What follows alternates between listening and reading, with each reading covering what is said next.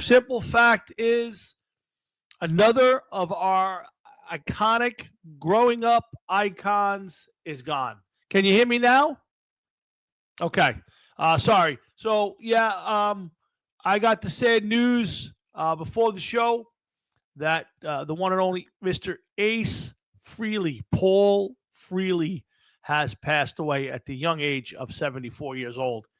And boy, oh boy, it doesn't hit quite as hard as the Hulk Hogan news, but it's right there. I can go back to 1975, the first time I saw Kiss on the Paul Lynde Halloween special at about 8 years old.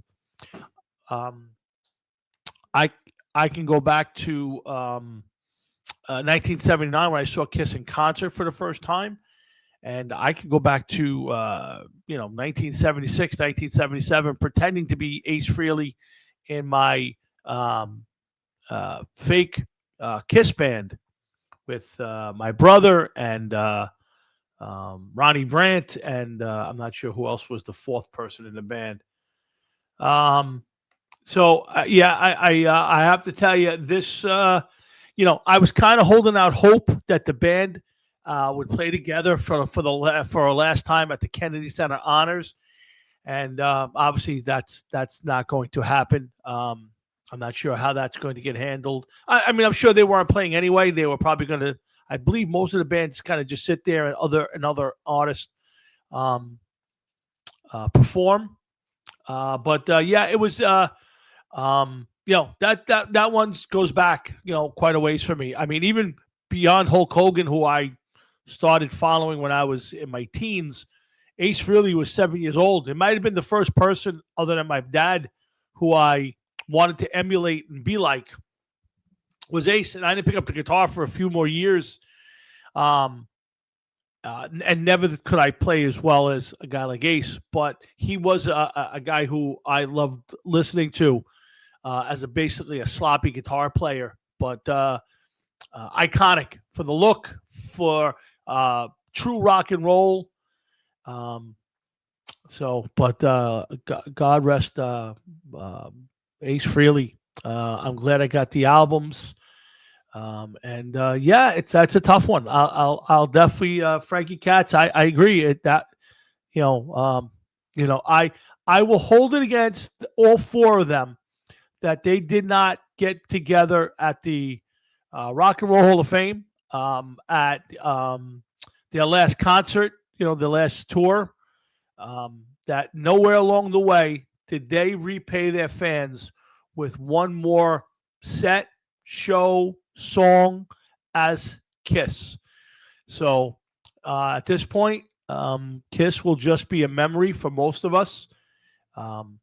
It's a sad day for us fans. Frankie, that's a great way to put it. To Kiss our generation's Beatles. They really are. Now, again, they'll never reach the zenith that the Beatles have. I mean, the Beatles have lasted 50 plus years since their last gig and album. The Beatles are the greatest rock band of all time for that reason. I mean, I'm not the hugest fan of their catalog, but it's great. Don't get me wrong.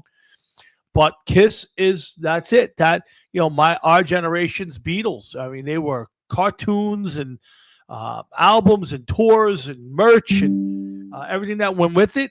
And while most people think of Gene and Paul for that, for me, it's Ace.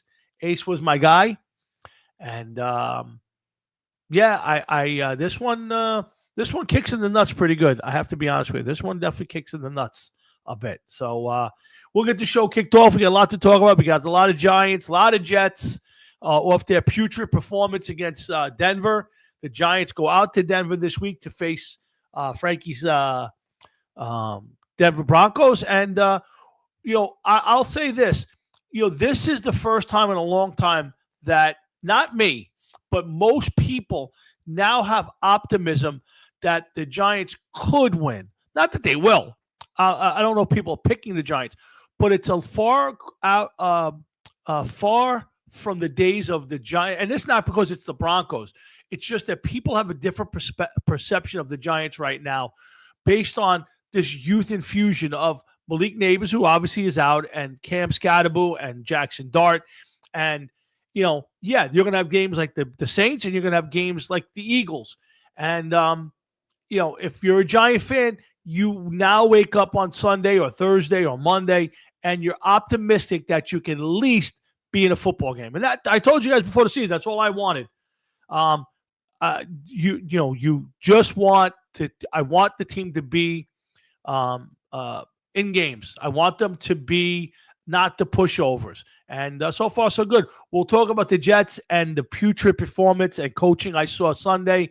We'll talk Mark Sanchez. We got Bad Bunny versus Turning Point USA. Pete Alonso wants a 7-year deal. Tua rats on his teammates. Let's see. Penn State fires their coach, and whatever else pops up. But I agree, Frankie, and it's fun to watch. Again, they don't change it. They're gonna have very, very short careers, but it'll be fun for a few years while they do it. And I'm looking forward to Sunday's game out west, 4:00 start. I'm looking forward to hopefully a good football game. I make no predictions. This Giant team is going to be up and down all year. And as high as the Eagle game was, with a great performance, one of the best performances I've seen the Giants have in years, I think that's more about the Eagles taking a major step back. And, we'll talk a lot about that game, the NFL in general, and maybe a little baseball. But sit back, sit tight, and we'll love to get everybody's reaction to the passing of Kiss guitarist. And I'm going to call he's the true Kiss guitarist, and no offense to Tommy Thayer or anybody else. Ace Frehley was the Kiss guitarist, and he'll always be that for me, and I'm sure a lot of you. So if you're out there, please give us your comments. We want to hear from you guys, and of course, sit back and enjoy. And I want to get Jeff up, and let's get the show kicked off the best way I know how. F.A., welcome to the show. What's up, man? All good, my man. All good. Tough. Well, first off, let's start to Jeff. How was your week? Oh, better than Ace Frehley's. That's for sure. Yeah, what a shame. I mean, I know he's been in poor health for a while. The guy's 74 years old, was 74 years old. But it seems like he still is 74 years old. Yeah. He just will never become 75. That's very true. And seems like he had a bad fall, had a brain bleed, and never recovered. And, I know you're not a big Kiss fan. I know it's not your music of choice. Probably never was. I don't ever remember you being a Kiss fan. But give me your first recollection back to your youth when you did see Kiss and what your reaction to it was. Oh, I remember them showing commercials for the live album on TV. I remember the commercials. I remember when he was on the Paul Lynde show. Yep. I remember the Kiss movie. I remember all of those things, just like everybody else does. It's just Kiss. I don't know. I just never, they didn't grab me, I didn't, that doesn't mean I don't appreciate them. Don't get me wrong. They're not for me. I never really got into the makeup and costumes like that. It just was never something that intrigued me. I kind of always, like, once I started getting into music, like, Maiden and Priest, they had costumes, but they weren't wearing makeup, and I once they gravitated away from that, I didn't even, costumes don't mean much to me now anyway. I just go out and play. I'd rather see somebody just stand there and play instead of having all of this. But, they were an important band for their time, and they were appreciated and liked by millions and millions of people. And I mean, listen, it's just another link to our youth that's not here no more. Yeah.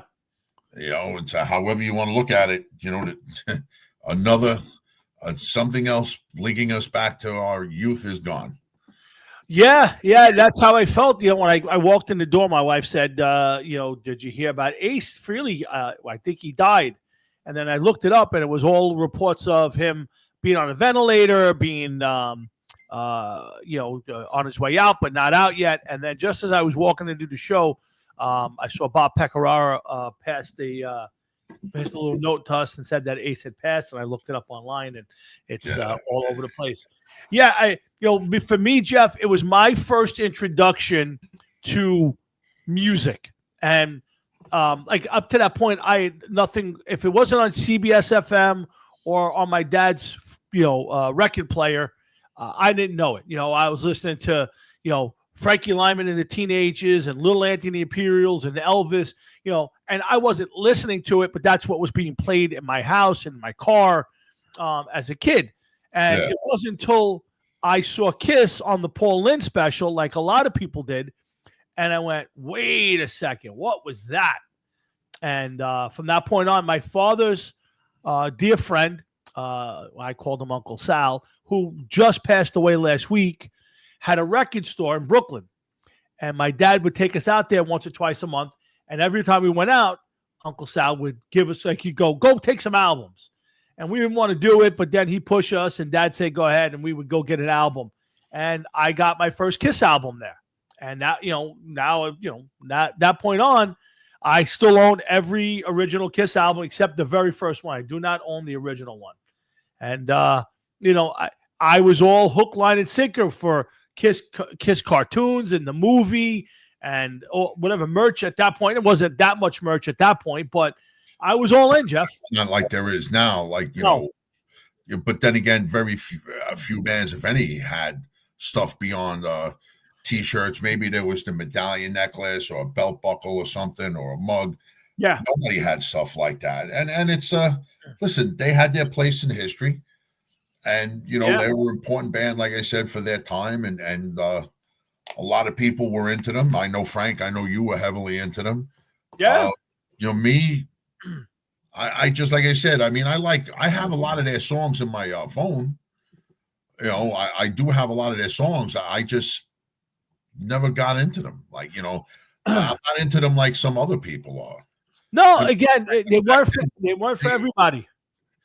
As far as merch, if you go to the concerts, yeah, but back then in the 60s and early 70s, you couldn't go anyplace and get anything. You remember those ads? I know this is a question to ask you guys. Remember those ads like you would see in the back of a magazine or a comic book? Sure. That, like, I always asked my mother if she would mail away for that for me. Oh, yeah. Remember they had the in the back of the magazine, they would have like for $2, you get like 400 Revolutionary War soldiers. Yeah. I remember those. Like yeah. Sure. My mother never got me anything. I did it once. I took $2 and I mailed $2 out, and I never got the $2 back or my thing. So yes. Did you ever mail away for the what were those things called, man? The fucking seahorses? No, I never did that. No. Sea monkeys or something they were called? No, I guess I never did that one. No.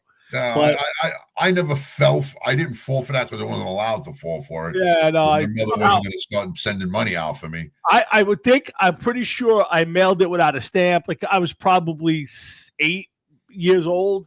So how I even knew enough to put the mail together and write out the envelope, whatever. But yeah, again, Kiss, I was all in. I mean, I was probably all in until Lick It Up. When they took the makeup off, that I kind of lost a little interest in Kiss. Got it back in the mid '90s when it came back together and did all of that. And I got to meet Ace for a brief second. I've told the story here, and it's probably it's always that thing where you probably shouldn't meet your you shouldn't meet your icons, and it's he was not a nice guy, not a friendly guy. Again, that day to me, not to say that he wasn't that way to anybody else. I'm just giving my. Dude, he was just that way to you. Yeah, it's very. Listen, it's very possible. I met him once and I asked him. I says, this guy I do a podcast with, Tommy. I says, he says he met you, and he was like, that kid was a dick. Yeah. I wouldn't argue with him either, but it was. I argued with him. Yeah, I said he wasn't a dick. He was a fucking dick. That's what he was. Yeah.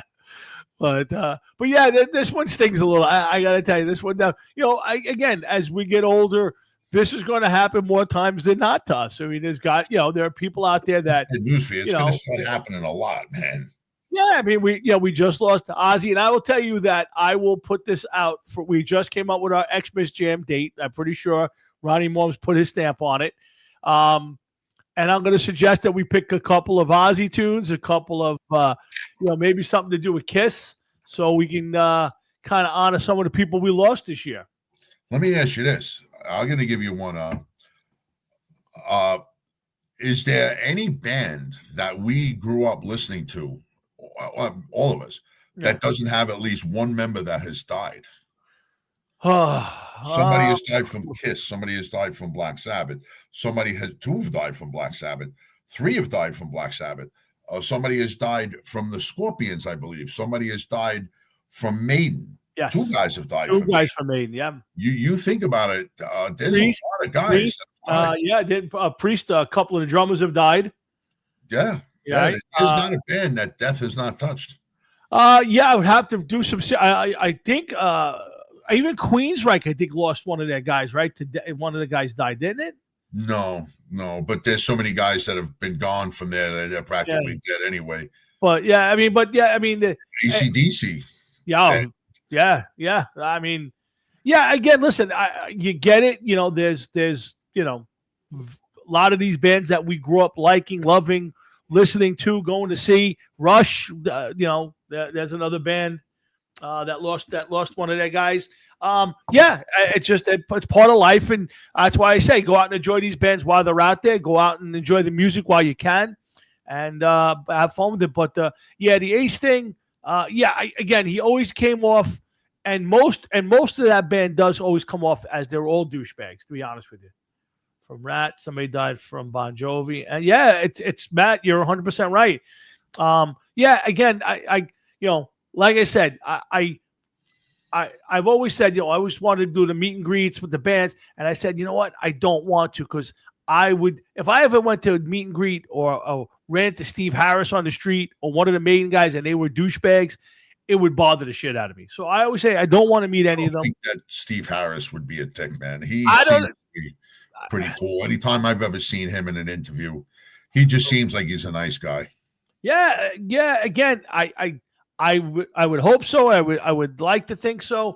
I just have this fear of meeting them. Like I just, the few icons of my youth that I grew up, I won't say idolizing, but I would say they were icons. Most of them are just, douchebags, and you don't want to run into one, and then that again with Ace, it completely changed. Frank Catalano, I don't know about that one. You look at those guys from Aerosmith. I think they died, just forgot to fall down. Yeah, Frank, I don't know about Bruce. I always get the feeling that Bruce is a turd. I know, like, Nico's a great guy. Adrian Smith is a bit of a pompous ass. But, I would like to think that Steve and Dave and, Nico are. You heard that Adrian Smith is a dickhead? No, I've seen him interviewed a bunch of times, and he just comes off as like this pompous guy. Really? Yeah, he just does. Again, he could be the greatest guy in the whole world. I'm just telling you, what I see when I hear him interviewed. Nothing bad, just the way he talks. Honestly, I didn't. Matt Salitri, I think Tennille is still alive. The captain is gone. Yeah, the captain's gone. I think Tennille is still alive. So, but listen, like I said, it's going to happen more times than not for us going forward. Again, we talk about time. Like, who's the big one when he goes? Obviously, it's McCartney. I think is the biggest one. I'm not sure who else would in our world. I'm sure like seeing Steve Harris no longer being here would be a huge one on this end. But I think the one that would capture. I think Ozzy did a pretty good job capturing the world's attention. I think that was one. By the way, Tony Tennille is alive. Yes. 85 years old. The captain and Tennille. What a characters. Let's see. Wow, Daryl has been dead since 2019. He was only he was 76 when he died. What's up, Dig? Yeah. Listen. I had to look that up. Listen, Eddie. There's Eddie Van Halen's passed. I mean, that's just the way it goes. So, again, a little tough show for us Ace Frehley fans and Kiss fans, and that's a rough one. So when you think about Kiss, right? Yep. What song like really sticks out for you? Like, oh boy, what is if I was coming up to you and I said, give me one Kiss song that I should listen to, what would it be? whew, that's a tough one, but an easy one. I mean, I love "Shock Me," but that's not true Kiss. I would guess. I mean, Detroit Rock City, and Shout It Out Loud. Those are all just overhyped songs. I'm gonna go with Dude, it's got to be rock and roll. 100,000 Years. No, I mean, don't listen. Everybody knows those songs, and they're fun. I know, but that's just it. That song is like the quintessential Kiss song. Like it has everything. Like I could see them playing it. Yes, they're all singing it. It was a big song for them. No, agreed. The other songs you mentioned too were huge songs for them. Also, don't get me wrong. Yeah, I just saying if you either liked it or you didn't. No, I got you. I just, to me, like if you ask me what Kiss song should be the first one I go to listen to, and again, those songs are good songs. They're obviously, they're played for 50 something years. People know them. People love them. But like for me, 100,000 Years is just like a true diehard, raw Kiss song. So if you ask me what song I would recommend somebody listen to get into the band, that would be the one. Those other ones are easy to love. They got great. 100,000 Years. Black Diamond's a great one. Yeah, dude. It's not a deep cut, but it's definitely deeper than those other ones. The other ones are hits. Yeah, I mean, listen. Oh no, there's no doubt. And again, I will put this on the list for the jam. We'll try to kick in a couple of Kiss tunes, a couple of Ozzy tunes, and kind of celebrate some of the bands that we've lost.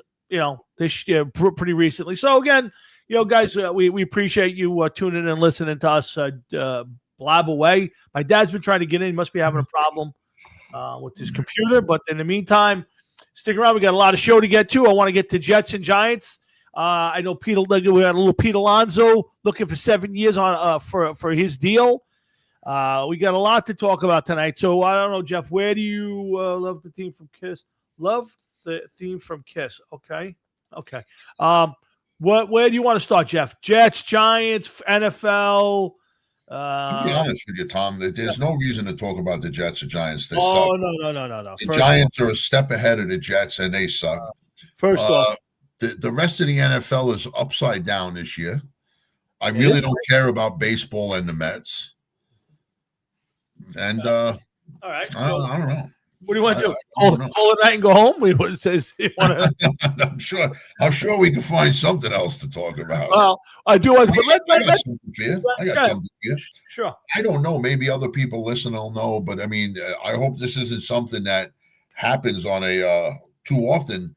But me and Frank Jeffrey were going to play a football game earlier, and then all of a sudden, the whole EA Sports Madden 2026 system is like off kilter.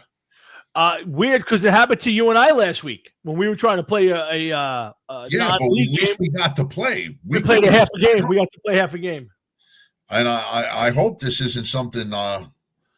Whatever it is, I hope they fix it. Yeah, I'm hoping we get off the air. We can go play an NHL game tonight. So I'm hoping that the system's up. Well, the hockey works.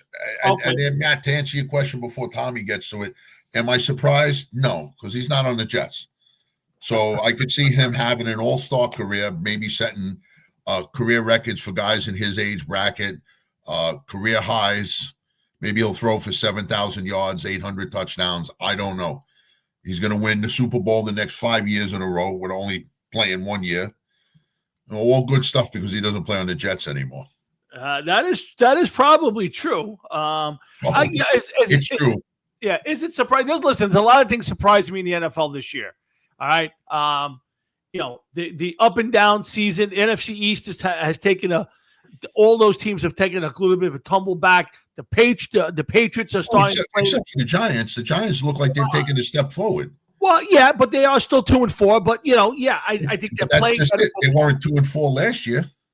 Well, again, they should have beaten the Cowboys. They blew it with a dumb defense, and there's a lot of stuff that you can say with the Giants, but yeah, I think the Eagles aren't quite what the Eagles are. Everybody thought they were going to be. The Redskins, to me, have become a very average team.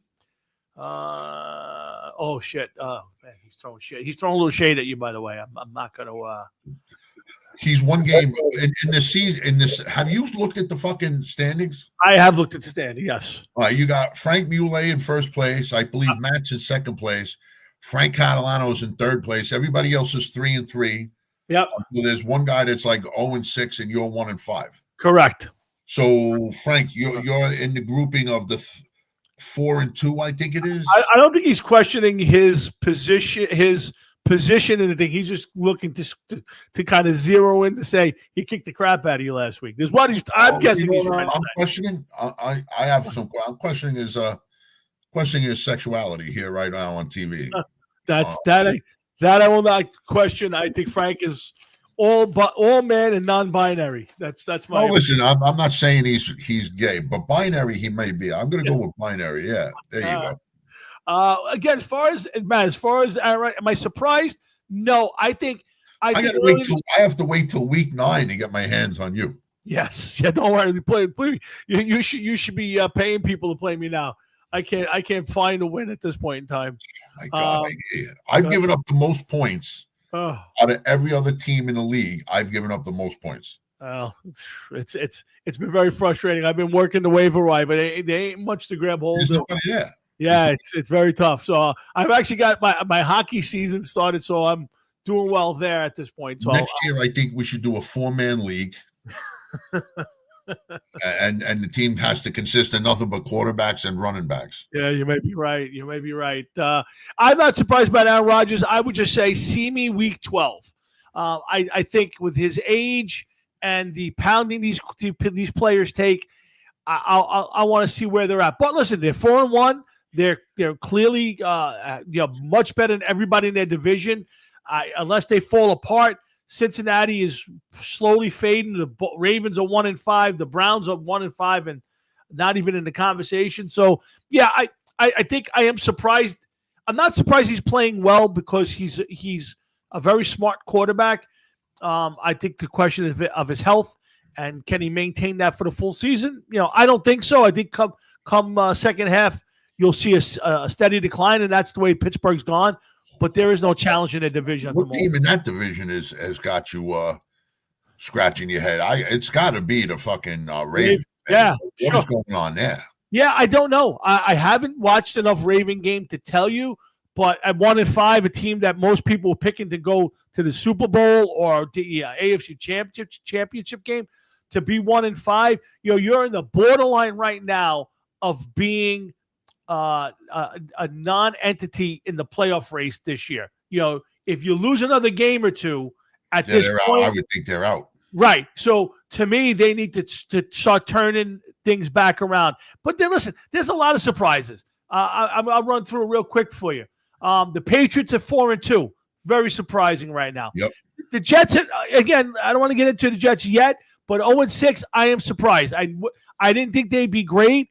0-6, and what I've seen, not very shocking. Obviously, Cincinnati has hurt. To be that hurting without Joe Burrow is surprising. But Joe Burrow hurt again is not surprising. The Ravens, yes. Okay, Colts at 5-1, and the way they're winning games, shocking. Jacksonville 4-2, shocking to me. That is shocking. Yeah, I agree. Okay, Chargers, Broncos. Still label what's his name a bust? Who? Trevor Lawrence? Yeah. At this moment, the answer is yes. At this moment, whatever it is, 5 years into his career, he's done nothing. I got to see this for a full season. If they get to the playoffs and he does something, I'll change my mind a little bit. Oh, listen, he was on a bad team. They've been a historically bad team for a long time. Yeah. They had 1 year where they beat they played against the Patriots, and I don't know. Yeah, in the AFC Championship game it was. That might have been before him. It was before him. Yeah. That was like the best year they had. Well, that's other than going way back to the days of Mark Brunell and Tom Coughlin and all that. So yeah, but see, the thing with those guys is Herbert, him. even though their teams have been bad, they haven't played well enough. I've watched Herbert's games enough, especially with him being our fantasy quarterback a few years ago. They have not reached that next level. No, it's not impossible for them to do that. I mean, look at Baker Mayfield has turned himself into a pretty elite quarterback at this point. Probably in the top, certainly in the top 10 in the NFL, and probably creeping into the top 5 right now. I mean, you see it happening. I mean, Mac Jones is coming for the 49ers and become. Keep going. I got to take a leak. Yeah, Mac Jones has turned himself into some sort of quarterback. So, there is a big growing murmur out there for not rushing these guys onto the field.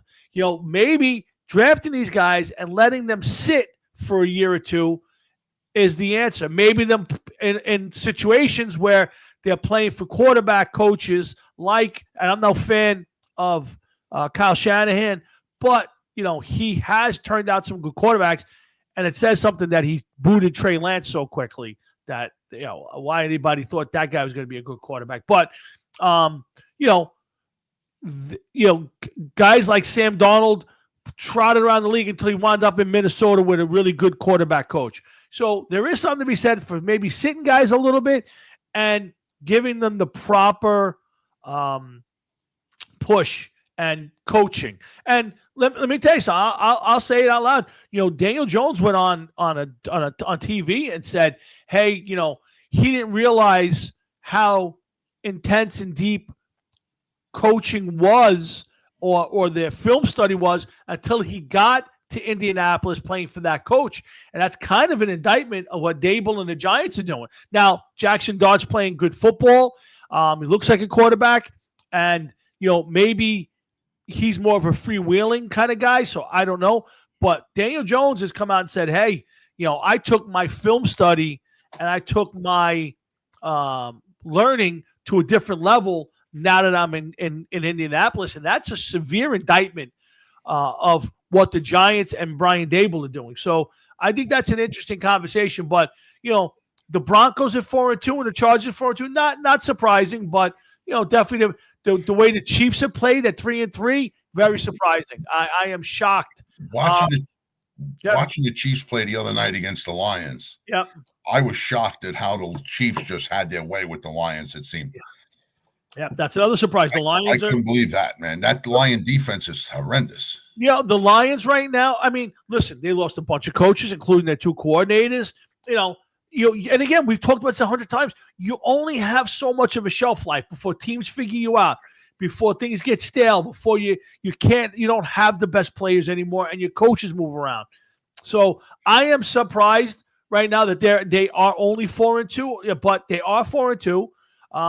It's not terrible. That division has been, the Bears have been very good at 3-2. The Vikings at 3-2. So we talked about it earlier that might be the best division in the NFC, and right now it's kind of looking that way.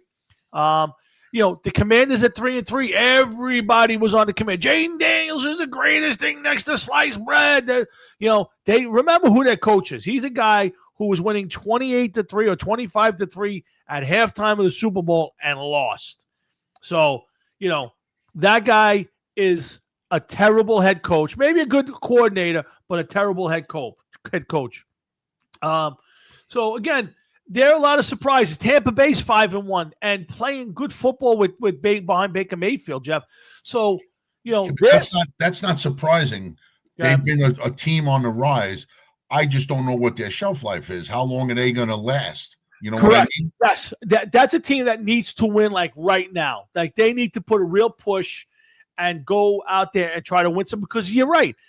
Teams have a shelf life now. There's only so long that you can sustain that kind of success. And I think you're seeing that a little bit with Detroit. Like you said, their defense did not look great. I mean, they've given up 142 points this year already. I mean, it's Detroit not. Lions. Yeah, they're not the Cowboys. The Cowboys are giving up 184 points this year. Jesus yeah, I mean, right now that is the most in the NFC. And I'm in the AFC. And the only team to give up more in football is the Baltimore Ravens at 194 points, excuse me. This team was playing the best right now is Tampa Bay, hands down. And you want to talk about quarterbacks? Yeah, I mean, Matty, you're 100% correct. That's what we were just talking about. Baker has turned himself. I mean, here's a guy who was basically terrible, ran himself out of Cleveland, bounced around, where you thought he was carrying a clipboard for the rest of his career. And now I would tell you this guy's going to wind up with a $50, $60 million a year contract in a year or so. So he's played great football. They're playing well. And there's no doubt that they're a big surprise, and they're as good as anybody in the NFC at this point. I would tell you, if you ask me right now, they're the best team in the NFC. Yeah, hard to disagree with that. So there's a lot of good teams out there. There are teams like Philly still. I think Washington could make a run. Obviously, Green Bay at 3-1-1, Detroit at 4-2, Minnesota 3-2. They're all contenders. Frisco, Seattle, the Rams. I haven't seen enough from any of those teams, and they're all been. The 49ers been decimated by injury. I hear they're getting Purdy back this week, though. So they get Purdy and one of their receivers back this week. But again, the NFL right now, Jeff, is in a flux. Like, I don't know. So if you ask me right now, it's probably Tampa Bay, and take your pick of Pittsburgh, Indianapolis, Chargers. Indianapolis for real though? You really think they're for real? Again, I don't know the answer. They're beating everybody in front of them. So I mean, they're 5-1. They've only given up 116 points, which is pretty low. They've scored 194. They're 4-0 at home. 1-1 on the road. I mean, I'm not telling you they're winning the Super Bowl. I'm just saying is right now they're playing good football. And if I had to pick a team in the AFC, it's them or Pittsburgh. Maybe, I love the way New England's playing football right now, and they seem to have gotten their quarterback. So, I think it's very wide open. But in the NFC, I only think there's one or two really good teams in the NFC right now. So I disagree. Yeah. So I was disappointed in the Cowboys, by the way, and Matt knows because I bet Cowboys. I had a 7-leg parlay. I hit 6 out of 7 games, and the Cowboys losing on a last second field goal to the Panthers ruined my day. Cost me $400, and that's why I hate the Cowboys. Just for the record, even more than I already did. So, But I'll turn my attention back to Sunday. I got up early. I was watching the Jet game, and Jeff, you're Mr. Black Cloud. You say it's the Jets. It's of course we got to throw Joe Namath into the volcano, and maybe it'll break the cloud. I will tell you, Jeff. We talk about it before the season that Aaron Glenn could be a great head coach, and he may turn out to be. He may turn to be a great head coach down the road. I have no idea. I will tell you right now, he is the worst head coach I've seen in a long time. Well, listen, the only one that ever says anything at all about the Jets being a decent team is everybody but me. I agree. Knew since before they drafted Sam Darnold that this team sucked and they're not going to go anyplace. And everybody's like, oh, no, they're not that bad. No, they're going to be a good team. You're going to see. And I keep telling you, no, until they do something, they suck. And they have never once let me down. You're right. They suck. They suck. They suck so bad that every other Jet fan I meet, I ask them one question: what would you do to start to fix them? And you know what everybody says? I don't know. Yeah, I would tell you right now, looking at that team, just get rid of Woody. Yeah, again, that might be, and I've heard that today a couple places, and he's not afraid to spend his money. He's not afraid to give people the rope. But at some point, you keep bringing in the wrong people. I guess I don't know the answer. Who's making decisions? Is Woody got a toe in the water? Is there somebody else making decisions, or the GMs? But what I saw Sunday, and I'll go. First of all, Justin Fields got sacked 9 times. I would tell you 6 or 7 of them were completely his fault. Like, he held the ball way too long. He passed for minus 10 yards. He had a total of like 50 yards passing or 30-something yards passing. But with all the sacks, but it was minus 10 yards. I think they had 80 yards of total offense. It was one of the most putrid performances I have ever seen. And what made it worse, Jeff, for me, was watching their 3.5-minute drill before the half. Now, I know you didn't see it. You're working. No, I was working. You're following on the computer. You're just kind of catching. So the Jets have the ball with 3.5 minutes left, and they're just, we're assuming they're trying to get down to at least a field goal and take the lead before the half. I think it was 10-9, 10-6 or 10-9 at that point. But they're right there. So they're going to get some points. They're trying to get some points before the half. So they get to a point where they're they get to a point where they can either run a play or call timeout before the 2-minute warning and run another play. They don't do it. They take it down to 2 minutes. They now have 4th and 1 at their own 37-yard line. So now the Jets are playing great defense. 4th and 1 from their own 37-yard line. So they to me, I'm yelling, punt the ball. You're playing great defense. The Broncos can't touch you. Punt. Punt DiMaggio, punt. So they line up to punt, and they go 50. They go fake punt, and they get the first down. So now you're thinking, all right, they're going to be aggressive. They're going to try to score points here. Well, Jeff, I think they ran 3 more plays, and the last play was like 3rd and 8 from their own side of the 50. Now, don't forget, they have run 3 plays. They haven't even got over the 50-yard line, and they bungle the whole thing. Fields gets runs, slides for 7 yards. There's like 8 or 9 seconds left. He's walking around and then decides to sprint to try to put the ball away to try to run another play. They got no timeouts, and the half ends. They don't score. So you see them leaving the field. Garrett Wilson is bugging out on Aaron Glenn, who's got his arm around them. He's trying to calm him down. They leave the field. Jets lose, okay? Now, I'm going to come back to the game because I want to talk about Justin Fields and the coaching. After the game, they said to Aaron Glenn, Coach, you had a chance before the half. You go for it on your own side of the field. You're taking a chance. You're being aggressive. And then you basically sat on it. Why?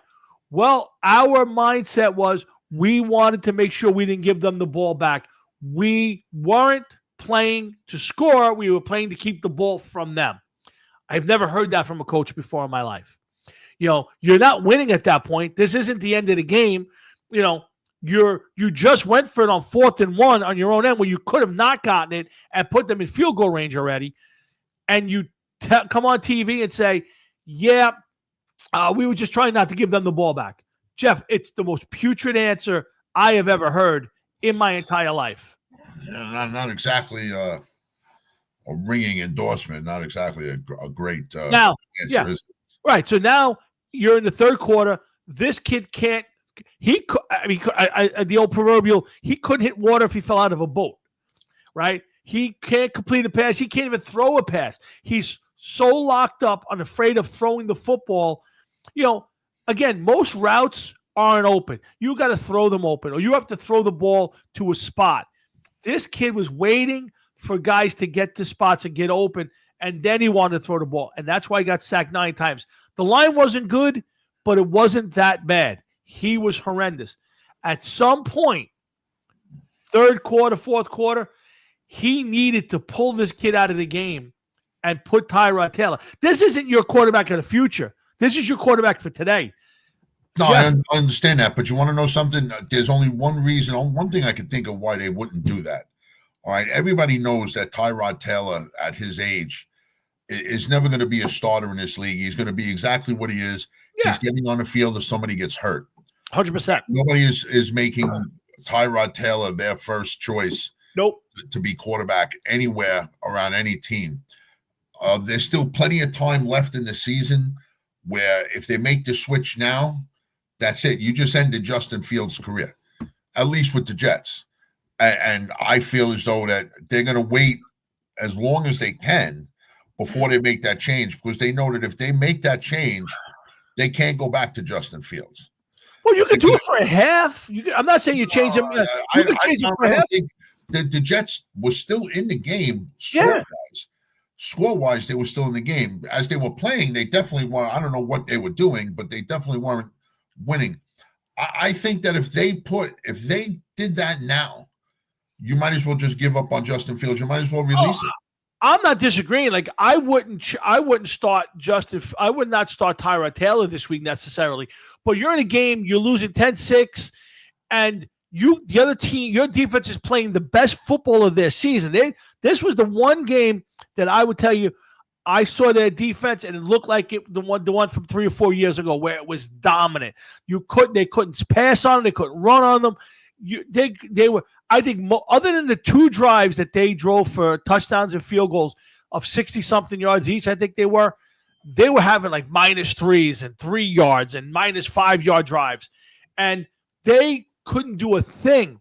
And I'm saying to myself, at some point, just for his own sanity, you got to pull this kid out of the game and give your team a chance to win with Tyrod Taylor. I'm not telling you would have won. Don't get me wrong, but you got to at least say, all right, we gave it a shot. 3 quarters, you ain't done nothing. I think even Justin Fields would have been like, thank God I'm out of this one. I just got nothing. Do I say go to Tyrod Taylor for the rest of the season? No. To me, it doesn't matter, and no, I wouldn't.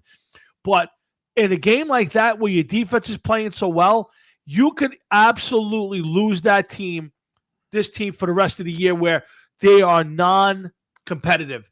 When you already happened. No, because they were competitive defensively, and they've been competitive offensively in a lot of the games. They just can't put it together. So if they were halfway decent offensively, if they had 120 yards of offense and he had thrown for 60 or 70, they probably win that game. So at some point, you got to go, I'm punting, I'm playing defense, and I'm playing for field goals, and I'll win I'll get 4 field goals to their 3 field goals, and I'll win the game. And I'm Drake. I can't. It's when I see something like that, and I'm listening to this guy, and this guy thinks he's the mini Bill Belichick, Bill Parcells. He comes out, Coach, your team looked terrible. I have to watch the tape. I'm not watching the tape. I already know what I saw. If you don't know that you saw your team is terrible out there, then you're a fucking moron. And Aaron Glenn wearing capris. By the way, why is he wearing capris on the sideline? Well, that's gay, yeah. But he knows that they're terrible, but he's not going to give that to them. He's not going to do that. And not for nothing, he said that. I only heard him say it after the first or second week in the season. I mean, I haven't heard many other interviews. Still doing it. Oh. I don't need to see. Start watching the tape then. Yeah, I mean, if you had to watch the tape of that game before you could comment on. I understand you don't want to throw the kid under the bus, but just say, hey, I saw it. It was terrible. Don't matter what I see on tape. We got to get back and fix it. We got to find out what the problem is. But don't tell me I don't know how he played till I watched the tape. You're telling me you're a fucking moron. Yeah, it's pathetic football. And for the Jets to be 0-6, I get you got to bottom out. But, if the Jets go the rest of the season and they wind up with 2 wins, 3 wins, and they look this pathetic, I don't know how you bring this guy back and let him break in your new quarterback, your new team with this guy. I got no confidence that he's any sort of decent coach. Take a deep breath over there. Sorry, man. And think this, okay? Yeah. They never signed a wide receiver 2. So they got Garrett Wilson, and that's it. Uh-huh. Okay, so all they got to do is key in on Garrett Wilson. They already know that because there's no other receiving threat, they don't have to worry about a wide receiver 2 slipping up by them because there is none. So you might as well just make sure that, Breece Hall doesn't get anything and any running back don't get anything. You got Justin Fields as the quarterback, which they said going into it, they signed him for $40 million, which sounds like a lot to us because we're not millionaires. Yeah. But in the football world, there's actually no money at all. And that's what he's getting, $10 million a year, $30 million guaranteed or whatever it was as a tryout, a 1-year tryout to see if he is the quarterback of the future. So they already know that he's not. Okay. Now, does that mean that Aaron Glenn is going to be able to nurture a quarterback and get him to where he has to be? I don't know. But you want to know something? Who do you get? Who do you put in there? Who is the next coach? I don't know the answer. Well, then if you don't know, I don't know the answer, but I do know, and Jeff, I can live with. Never wanted to fire a Giants coach, no matter how bad they were doing. No. Difference. Here's the difference. Oh, there's no difference. No. Here's the difference. It's not record. It's not about the record. It's about looking at a guy and watching him coach a football game and saying, "Hey, I'm sitting here on my couch. Why aren't you changing the quarterback? Hey, why are you running a 2-minute drill like that? Hey, why are you running that in that situation?"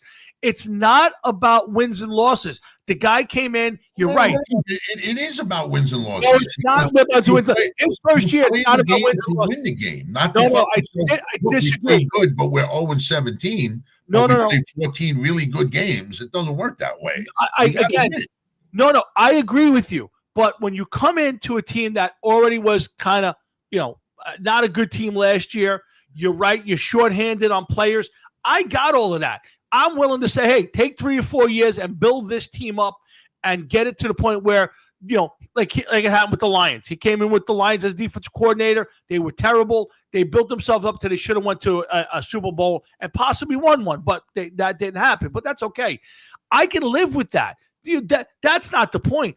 The point is when I watch a game and you're the head coach of a football team and you are lost like a deer in headlights when you're more interested in sprinting down the sideline, doing your drum major bullshit, and I got to watch you not be able to run a 2-minute drill, not be able to handle personnel decisions, and then I got to watch the excuses you're making. That's what I'm talking about. It ain't about wins and losses at this point for him. It's really not, because he has a subpar team. But you keep saying the same thing over and over and over again. I don't say the same thing, including the word subpar team. All right, so with your subpar team, what do you do? What do you do to make your team unsubpar? When your owner and your general manager did not get you the wide receivers that you need, what do you do? But I don't care. I'm asking you. Here's what you do. You got to answer the question. Coach the game properly. What can you do? Coach the game. I am. You're not listening. You keep asking me. I'm telling you, coach the game. You don't answer. I am. Coach the game properly. When you have, tell me, but what you're saying is coach the game properly. Tell me, you're the coach. You're the coach. Tell me what you're doing. Tell me what you're doing. 4th and 1 on the 37-yard line. Your defense is playing great. You punt. Keep them dug in deep, play defense. Now you get the ball back at midfield when they punt, and you got to go 10 yards to get a field goal that puts you ahead. That's coaching. That is, hey, my quarterback is coaching. But so that I answered your question, Jeff. That's the problem. So now I want to rebut it. I want to rebut it. Okay. You yourself have said, and this was in the papers all over the place, Justin Fields threw for 50 yards the whole fucking game. Yeah. Now you're hoping your defense kicks the ball or you punt the ball, you hope that your defense holds them. Then you actually sit there and tell me that you hope your offense goes 10 yards so they can kick a field goal.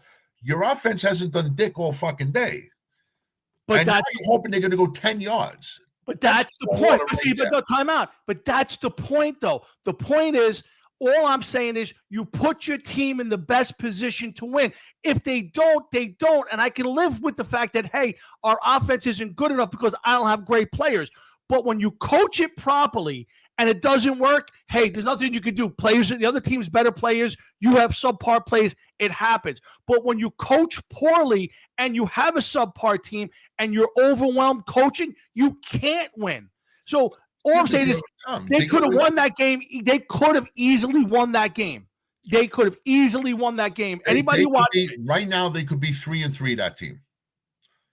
There's There's 3 games that they could have won that they could be 3-3.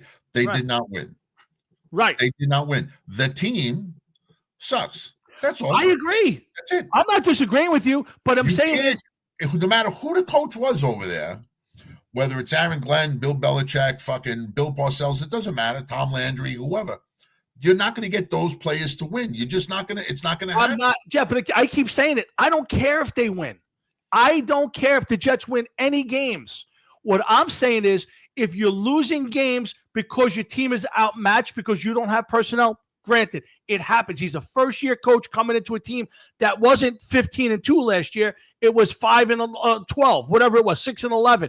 I get that. But when you coach yourself out of wins, that's a big problem. When you go out there and you can't fundamentally run a 2-minute offense with your team, when you can't fundamentally make decisions on the field about pulling a quarterback who's thrown for 10 yards in the third quarter, and in a game where you're only down 3 points, that's my point. It's not about wins and losses. And I understand your point. So but that's the point I have. The alternative, what you say, think about the alternative to what you're saying.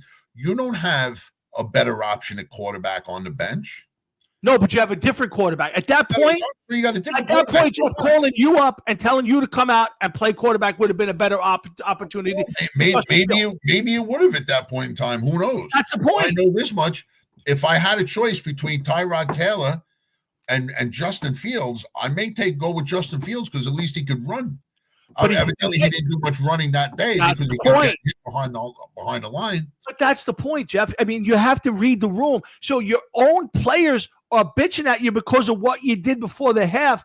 They're saying, "Hey, we're giving this 150% effort out here, and you're not making the right decisions, coach. This sucks." That's what you're seeing. I can live with bad football. I can live with all that other things. I can't live with a coach who doesn't know how to run a team in those situations. To me, that is a complete indictment of his ability. Maybe he gets better. I don't know. I'm sure he's not going to get fired. I hope he doesn't get fired. First of all, he's not going to get better until they get better players. So you know that. I agree with you. You have to have better players to get better. Jeff, if I say, hey, you should at 4th and 1 at the 37, you should punt, and you punt, and the other team goes down the field and whips your defense, hey, that's fine. You played the percentages. You're not moving the ball. But you want to know something? I myself, if I was 3rd and 1 at that point in time of the game, and I had a half to go, and it was 3rd and 1 or 4th and 1? 4th and 1. 4th and 1. Maybe I would have went for it too. Maybe you feel something. Maybe you saw something. Which is fine. I got no problem. You go, listen, you're 0-5. What the hell? You might as well go for it. Remember who his head coach was? The problem is I would have punted. I think that's the better move. I don't have a problem with him going for it. If at that point you go, okay, we got it. Let's go after this. We're gambling. Let's go for it. But you can't gamble, miss, and then sit on the ball and go, we just didn't want to give them the ball back. To me, that's a weak excuse without a doubt. But you want to know something? When I'm saying, if you feel as though, don't forget who his coach was, Dan Campbell. He coached himself out of going to possibly the Super Bowl 100% because he went on a 4th down. You know, not every Jets coach is successful, Tom, with going for it on 4th down and with a fake punt. You know that. No, I get it. I get it. And I can live with the decision to go for it, but then get aggressive and go for it. Then when all that fails and you're in the 3rd quarter of a game that you're only down 3 and your team's playing their ass off and you got a chance to stay in this, you got to go to Tyrod Taylor at that point. At least give it some. You already know what's going on out there ain't working. Get to the 3rd quarter, fine. 4th quarter, I got 2 chances, maybe 2 drives. Tyrod Taylor is capable of fucking playing, to be honest with you. He played a couple weeks ago and played well. He just had knee surgery before the season started, remember? He played a few weeks ago and had a great game. They lost, but he had a good football game. But I'm saying is, at that point, you try if I don't care, you got the 4th string guy sitting on the bench smoking cigarettes, you put him in the game. Something's got to happen. But my only beef with Aaron Glenn is at this moment, he doesn't know how to coach a football team. He could be a great motivator. He may be a fantastic study room guy, but on the football field, calling X's and O's, it was one of the worst performances I've seen, and his season has not been good. So I hope he gets another shot at it because it's not fair to him, and I hate when they give these guys 1 year to turn around a franchise that needs it. But I don't want to hear anymore. Hey, big ships take a long time to turn. That bullshit. Coach the game. Coach it properly, and if you still lose, you've done your job. And as you get better players you'll get better, hopefully. But when you can't coach, I don't care what plays they give you, you're going to lose football games. That's Yeah, that's I understand that, but when you don't have players, I even agree. before that, you don't have players. Second of all, Woody Johnson has never done the right thing with getting players for his coaches. Every single guy that comes to the Jets that as a coach ends up leaving in shambles and in disgrace. Nobody has ever left the Jets and gone off to another team and led another team. The only one that's ever left as a head coach and went someplace else as a head coach is Rex Ryan. No, Parcells did it. Parcells left the Jets. Not And when fucking Woody was owning the team. Probably right, but it's all the Definitely Jets. right. I mean, it wasn't Definitely right. But just showing the proof that how going to the Jets just destroys everybody. I'm not disagreeing, and again, you can't disagree. Their record says you can't. I'm not. Again, I'm not putting blame on him for wins and losses right now. Doesn't affect me. I mean, they should be better than 0-6. But that happens, and you're right. There's a lot of missing talent on this team, and they have not been given the opportunity fully to fix this team yet. I didn't like the signing of Justin Fields, but I understood it, and it's fine. All I'm saying is, if you coach the team poorly, you'll have no shot to win, and he's going to wind up losing the locker room because guys are going to get frustrated, and you're going to get a lot of, I ain't going to get my ass out there if we're going to play like that. So I think if they don't turn it around quickly, he probably won't last the season. But let's see what happens. Let's turn our attention to other places. I think we've won out this conversation. Jets come back this weekend. Tough game with the Carolina Panthers, who come off a big win over the reeling Cowboys, a team that I've heard people say they have a great coach. And listen, the Cowboys defensively are terrible and offensively are inconsistent. And again, Dak Prescott. Let's talk a little bit about the Giants. Huge win last Thursday night. Get off the air, got to go watch the Giants. And Jeff, the one thing is probably the opposite of what the Jets are going through right now. The Giants have a buzz. They've got some young players who are playing really well. This is a very inconsistent team. You saw 2 weeks, they go out, they beat the Chargers at home. They go down to New Orleans, an 0-5 team, 0-4 team, and they get soundly thrashed. And then they come back, and on a Thursday night when they never play well against the Eagles, the Giants go out there and look like they're the best team in the NFC East. Not saying they are. They just look like they are based on they're the only team that won this week from the NFC East. It does feel a little different. Do you sense it reading the stuff you do online, watching what you do? What, that the Giants are getting a little bit better? Well, that there's a buzz about the team. I don't know if they're getting better yet. I think there's a buzz. After 6 games, I wouldn't say there's a buzz. That may be a strong word to use, a buzz about them. That's the season is young. Are they heading in the right direction? Well, they're definitely heading in the right direction. Yeah, that's for sure. Anybody could see that. Mm-hmm. You'd be retarded to say they're not. Yeah. But this is a team that, their own coach has been doing his own set of questionable things for a while. Oh, well, his play calling has been suspect for years now for me, and even some personnel decisions. But right now, he has at least had some sort of success. He needs to have a little bit more this year. If they fall apart, he won't be back next year. But a good, strong finish, and he's back. Probably not. He's got this is a team where, you got a fan base too that's been waiting a long time for this team to find out what's going on and to turn it around. But, listen, do they have some pieces? Without a doubt. But, I have to question Dable. Is he the one to take it to the next step? You definitely, I don't know. You can't say certain things about Daniel Jones at this point in time because he's now over in Indianapolis, and he's definitely doing a better job in Indianapolis than he's doing 100% for the Giants. I said that before, that basically Daniel Jones came out and said, hey, I didn't realize how in-depth studying was until I got over here.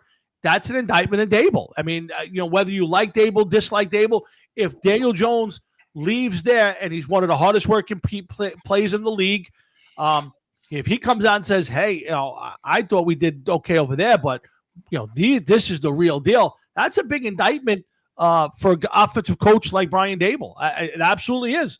So he has to me, this is a big rest of the year.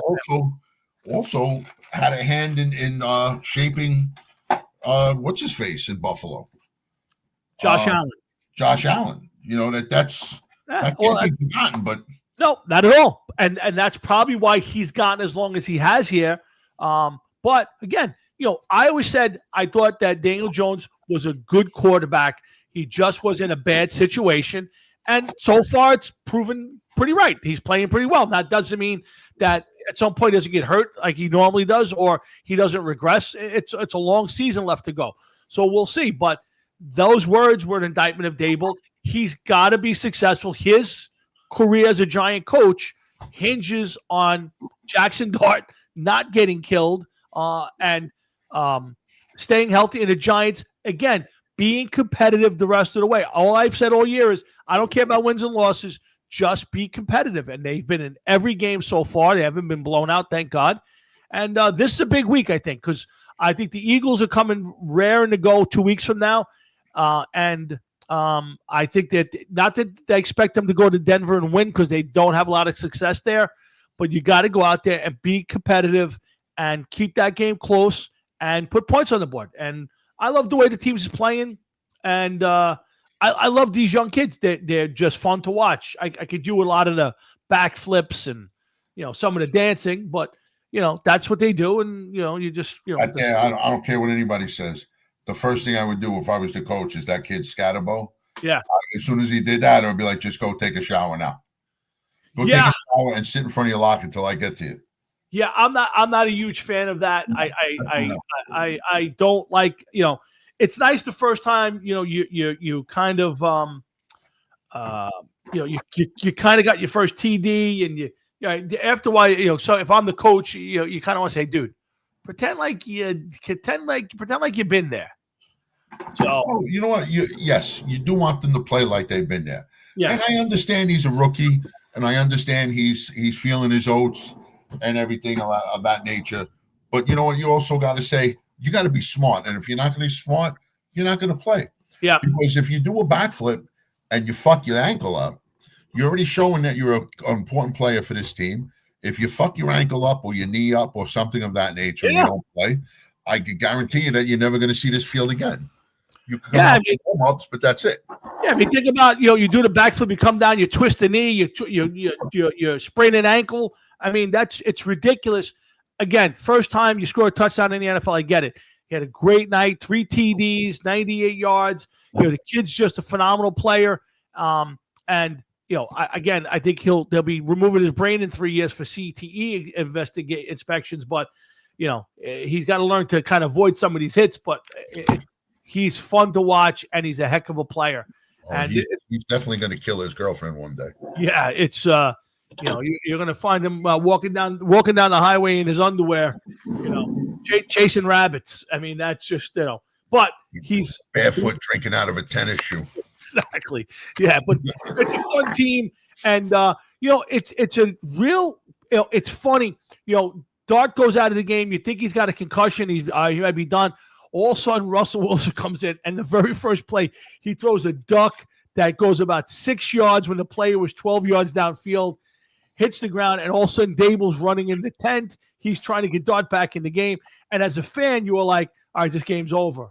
Like, Dart's not playing, this game's over, and then Dart comes back, and they proceed to just continue to whip the Eagles, and it was a lot of fun to watch. And I gotta tell you, that was a fun game for Giant fans. It's been a long time since we got to see them kick the crap out of the Eagles or anybody else like that. So it was a good day. And listen, I'm looking. I look forward to this Sunday. And win or lose, like I said, just play well. Yeah, well, we'll see what happens. But it's a team that definitely has got some growing pains. But absolutely, is definitely has some players to base it on. Yeah. Yeah, Frank, if I were you, I would hope Russ plays too. Because if Russ plays, he is. I can't say he's done, but I would just tell you, as a Giant fan, if there was any offer, I would send him on his way, and I would have Jameis as the backup. And this kid's going to play the rest of the way. So it just it is what it is. But like I said, let's see what happens. I'm looking forward to it. Both teams 1:00 on Sunday, the Jets, and 4:00 the Giants. So my Sunday will be on the couch and watching. But while we're on the subject of football, I do want to talk about the Super Bowl halftime show. I know that we've talked about the Bad Bunny thing, and we're not watching it anyway. But there is a alternate Super Bowl halftime show this year. Did you know that? Yes. And, unfortunately, yes. I don't watch the halftime show anyway. I really don't. And neither do I. And to be honest with you, I think it's too far the other way. I mean, listen, Ted Nugent and some of the guys that are on it, they're talking about a Creed reunion, and I like the lineup better. But to me, you're not. It's kind of the opposite. I mean, first off, I don't want to hear from Bad Bunny. We all know he hates America, doesn't want to perform here until he got a couple $1 million to do this, whatever they got, pay him to do this, all of that shit. I would watch the other one if I was going to watch, but the truth is, I probably not watching either one of them. But as a fan of the artist or the conservative message that the Turning Point one provides, there is, again, we're one side or the other. There is no mix. Bring me the mix of where you're bringing everybody together, where, maybe, I don't know, Taylor Swift and Kid Rock do a song together. I'm just throwing names. I'm where you're kind of bringing everybody together and saying, hey, we can do this show and everybody would watch. That's the point. I think right now you got totally one side, totally the other side. And at the end of the day, I don't know how many people actually watch the halftime show. I haven't, and I probably won't. But at least there's an alternative to Bad Bunny. How about, I got a perfect halftime show. Go ahead. How about what we do is we go to commercial break as the players are walking off the field.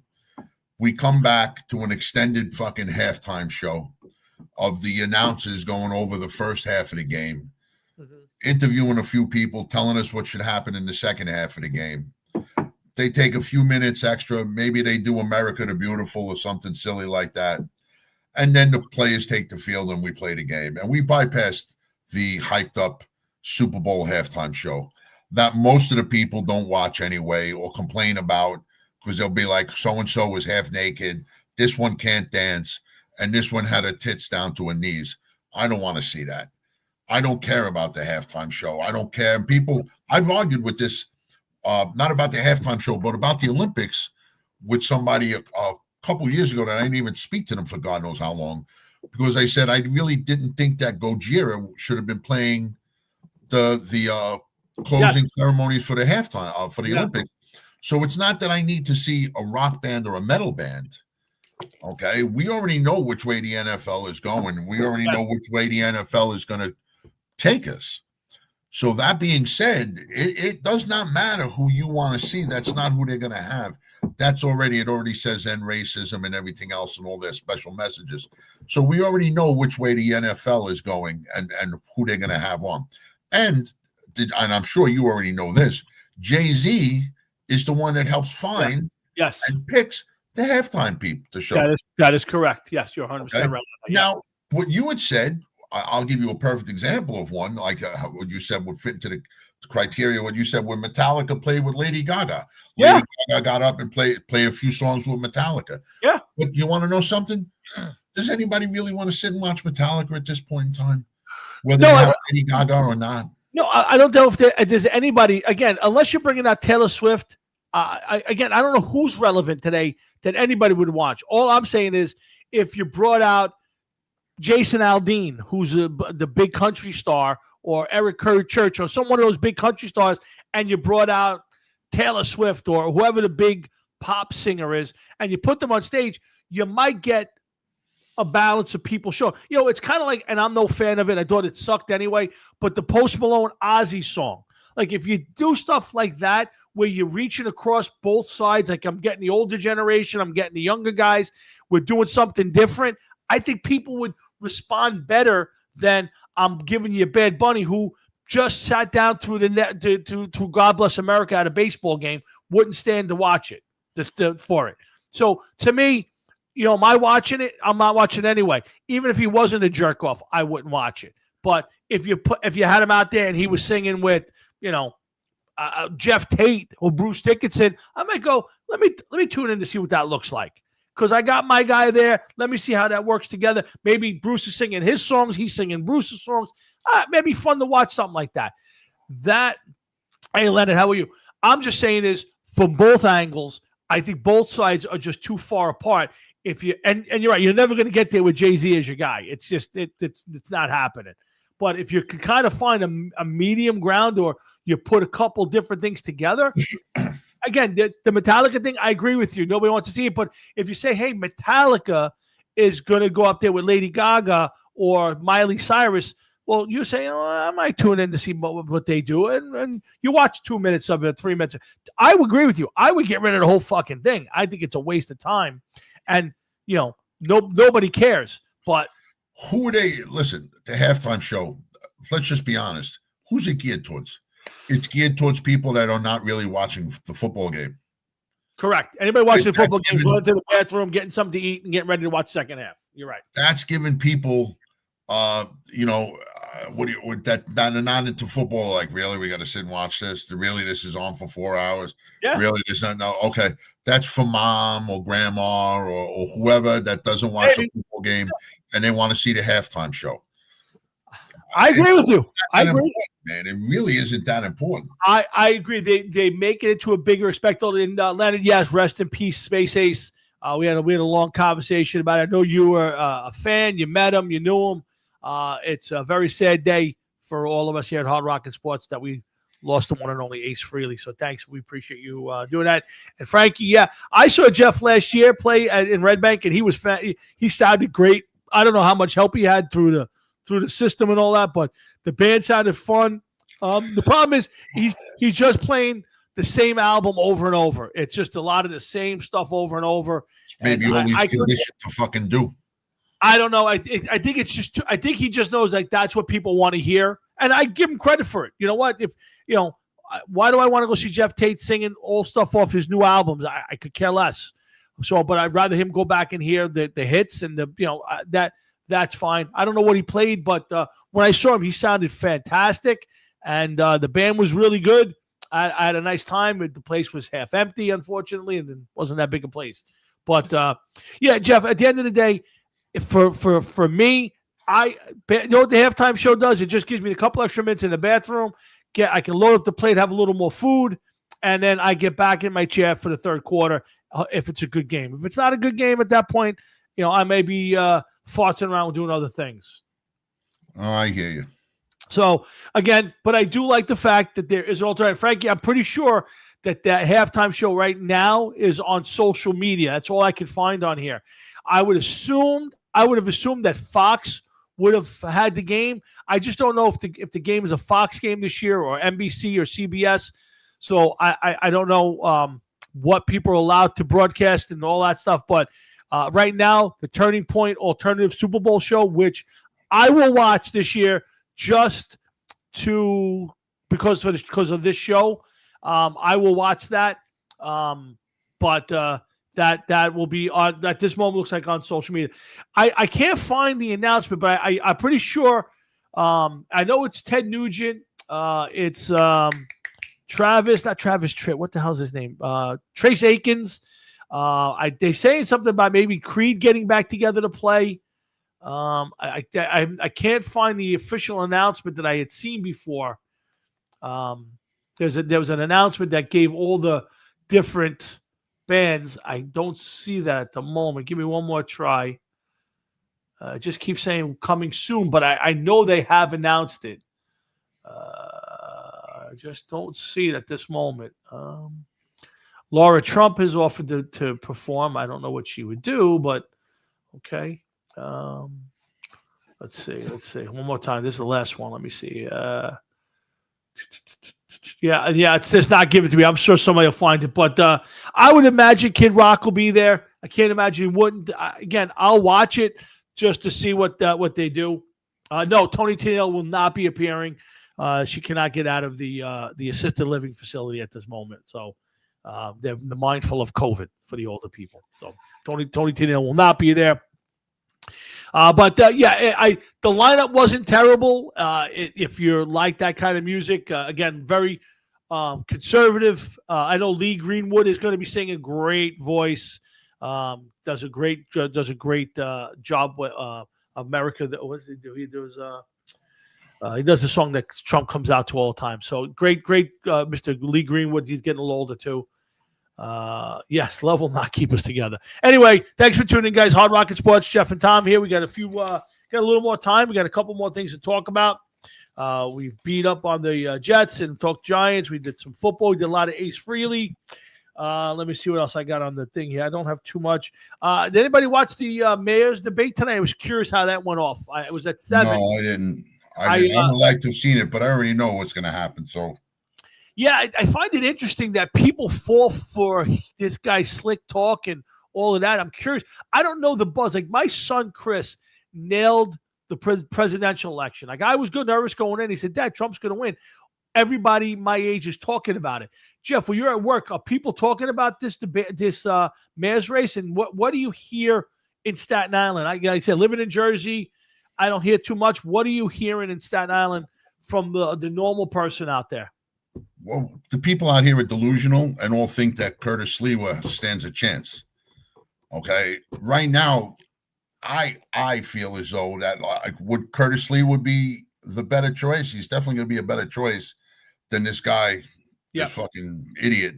Yeah, Mammadam is whatever the fuck his name is. I don't even know how to say his name. Zoran Mamdani. There you go. Okay, he's definitely going to be a better choice. At this point in time, I think that either Cuomo or Sliwa should drop out of the race so that the remaining candidate actually stands a chance of beating this guy. Because this guy is appealing to a lot of the younger people, the yuppies that live in New York, the ones that are gonna benefit from what he's saying. And that's that.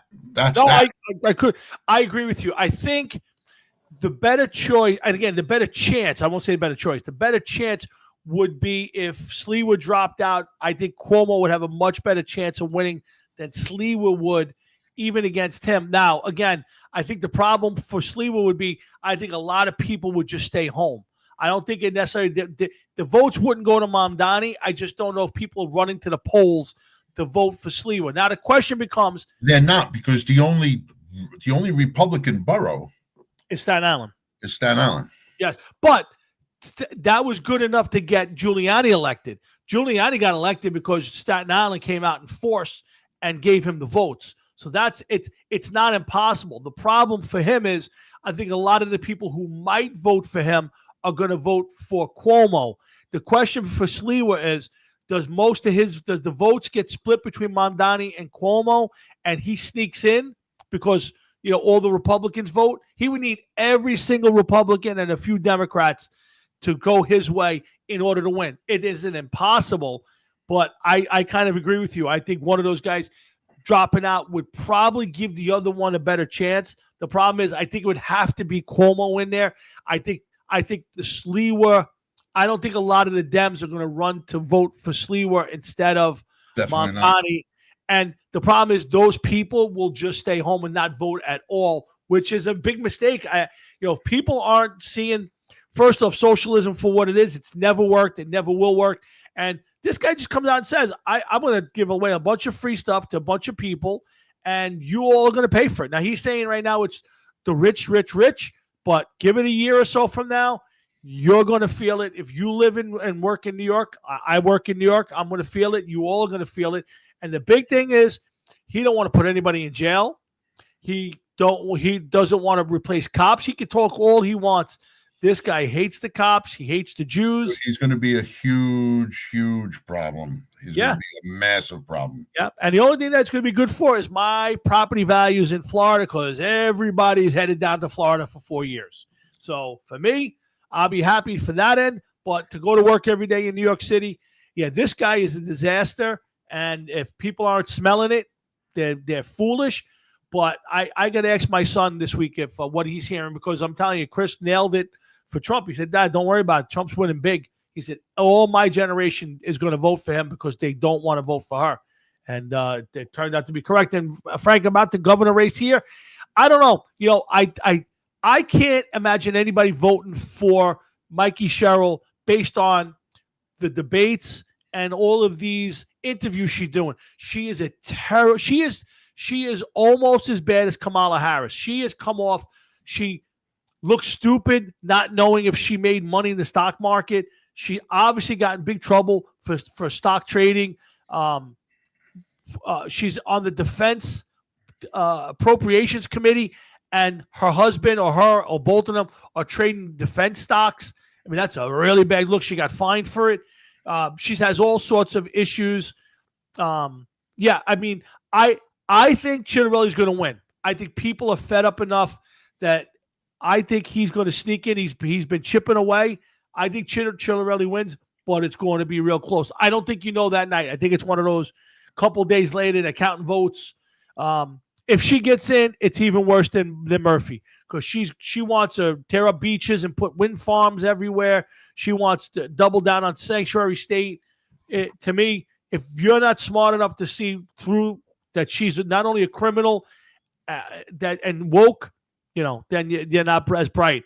And I think Jeff's right. I think we're going to get stuck with Mamdani for 4 years, and then people will wake up 4 years from now. And if you're a Republican, you almost want it because what's going to happen is that's the way the Dems are leaning right now with AOC and Bernie, and they got a guy running in Minnesota who's worse than Mamdani. And what you want is everybody to watch it happen here, and then 2 years from now with the 26 elections, the midterms, and then the election in 28, people will be running away from the Dems. They're already their lowest approval rating ever. They can't be any worse than they're going right now, but this guy will set them back, but he'd have to get elected, and it'll ruin New York for a decade. I mean, we thought de Blasio was bad. This guy is head and shoulders. Well, de Blasio, he'll make de Blasio look like a hero. People will be begging for de Blasio back. Yeah. It's so friggin' true, man. But people don't realize it's nothing's for free. Your tax money pays for all these things. You get on the bus and you pay for all these things with your MTA fare.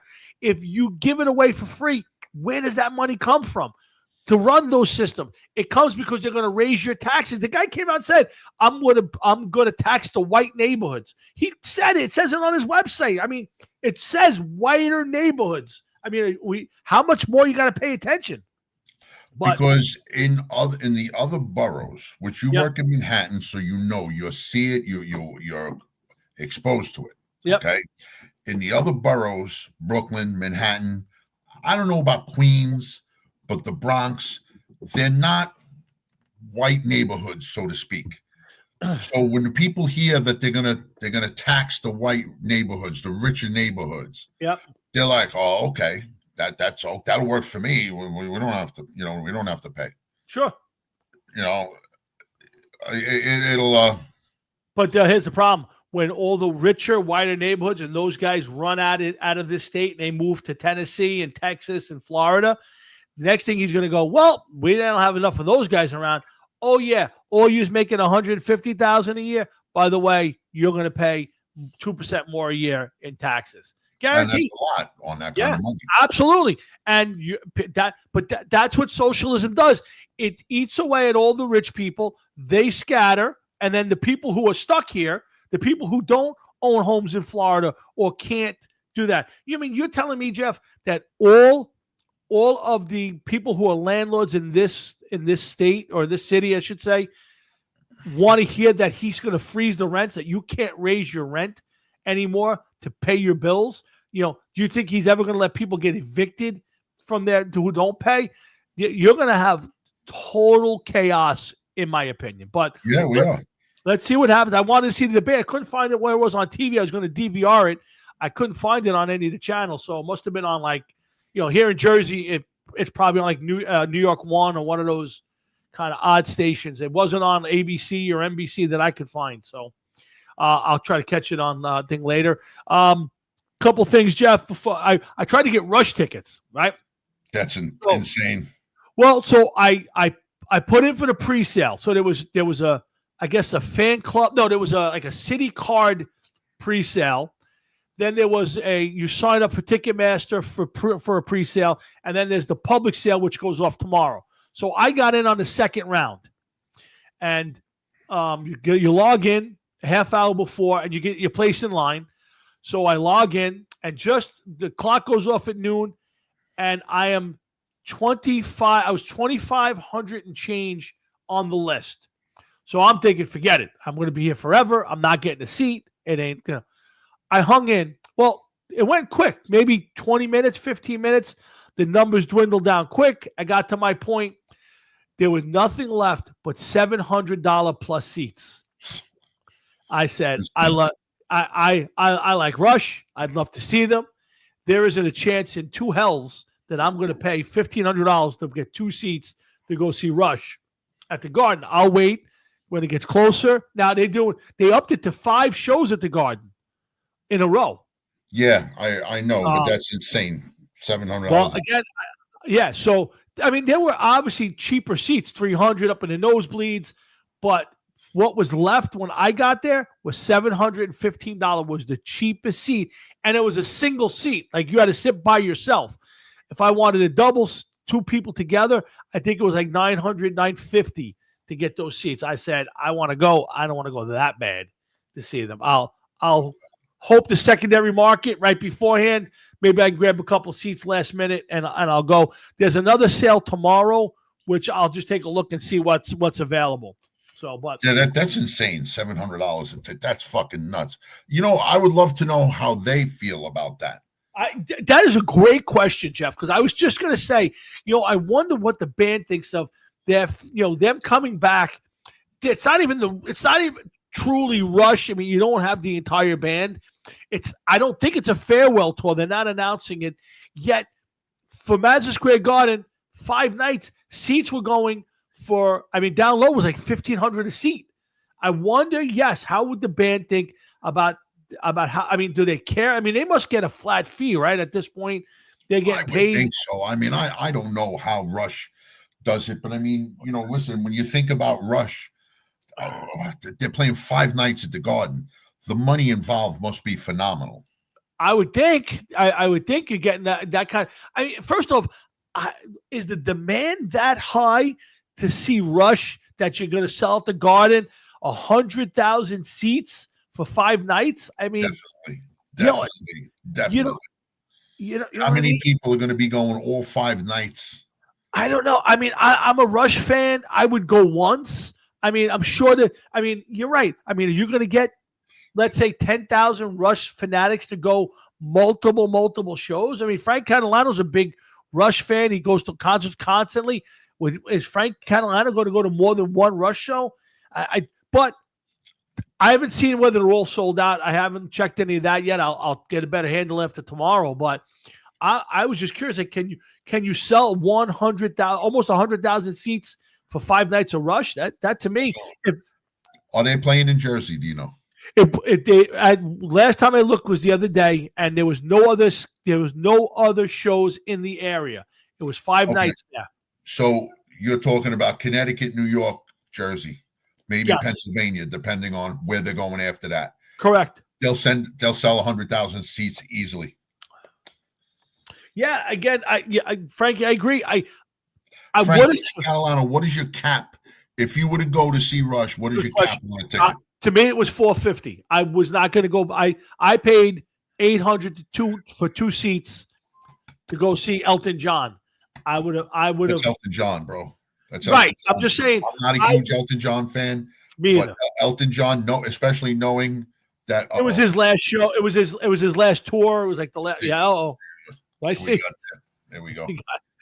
But yeah, I would have probably gone to $450 a ticket to go see Rush because I've never seen them, and this could be the only time I got. So I might have went that high, but there was no way I was going above that.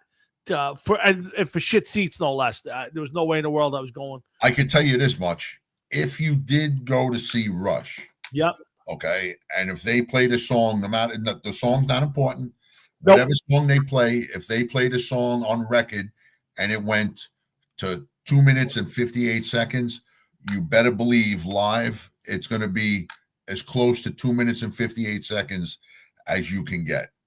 They are very, very. They sound just like the album live. I saw them live once. Yeah, which is fine with me. I could live with that. Like if you tell me you're going to hear Tom Sawyer, I take a leak again. I'm sorry. Yeah, if you're telling me I can go see Rush and I'm going to hear what I hear on Moving Pictures or Hemispheres or Permanent Way, yeah, I can live with that. Frank, I agree with you. If to see Rush once, I would probably spring that high. Again, I like Rush. It's not the same as Kiss. I didn't spend that much money for Kiss. Had it been the original band, I would have gone for big bucks to see Kiss.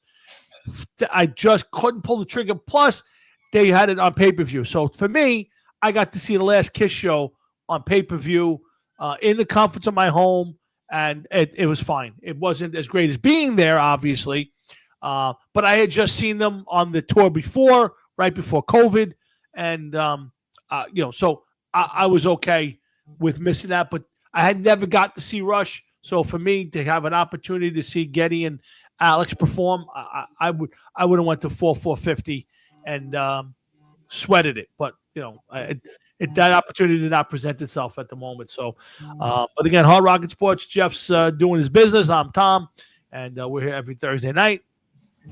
I want to wish my pops who didn't get on tonight, spent $300 each for Billy Joel. Yeah, Billy Joel. I had tickets a while back for Billy Joel when he was doing his garden stuff, and I didn't go. I gave the tickets away. I like Billy Joel, one of my favorite artists growing up. I just didn't want to go see him. I don't know why. I another one of those guys. But again, I want to wish my dad. His birthday was last night. I went over, had a little cake with him. I want to wish my dad a very happy birthday. Somehow he was having a problem getting on tonight. So, I did. I feel his pain. Oh, you do? Why? Oh, getting on, yeah. Getting on, yeah. Yeah, he's having computer problems. I got to go buy him a new computer because his computer is it's literally you might as well have the old AOL start up with the you might as well have that because but you know what? At least there was a reason for not getting on. Yeah, it was the old AOL startup. His computer it's putrid. I mean, I had to hit an update. It took, no exaggeration, at least a half hour or better for the computer to restart. It's just painful. I don't know what's wrong with it. Well, I can tell you what's wrong with it. How old is the computer? Only a couple of years, maybe 3 years old. It's pretty much on its way out. The one that I'm on right now is 5 years old.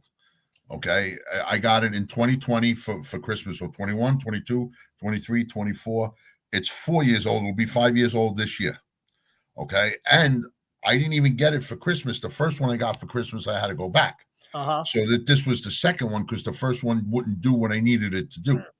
Okay. So when I brought it back and I got this one, they tried to sell me some virus protection. And I'm like, you know what? I says, I'm not going to be going on for anything other than to do this show. Too much porn. And I didn't. and it still just takes forever. They're only good for so long because I don't they update the computer and they update the incoming system or whatever into your house. Mm-hmm. If you don't, your computer can only update so much, and then the stuff inside just ain't gonna work. And on this computer, never once porn on this computer. Never once. He uses the phone for that. His wife. Yeah, pretty much. So, I'm going to be pigeonholed to just being at home to watch porn. I can do whatever I want when I'm on the phone. Right, Frankie made a good point. So let me ask you a question. So for me, there's probably 2 or 3 bands that I never got to see that I wish I would have saw.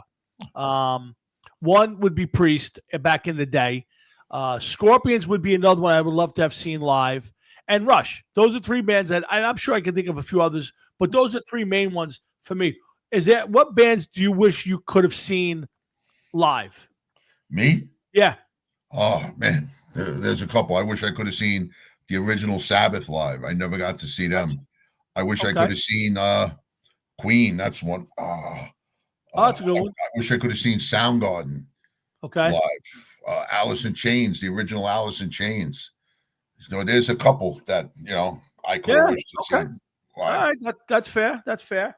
All right. Yeah. Again. I saw Rush live, and they were really good. If you can go, I would recommend it. But you know what? I also saw them back in the early '90s before a lot of this other shit came out. Yeah. No. I mean, listen. I've seen some of the concerts. Getty doesn't sound great.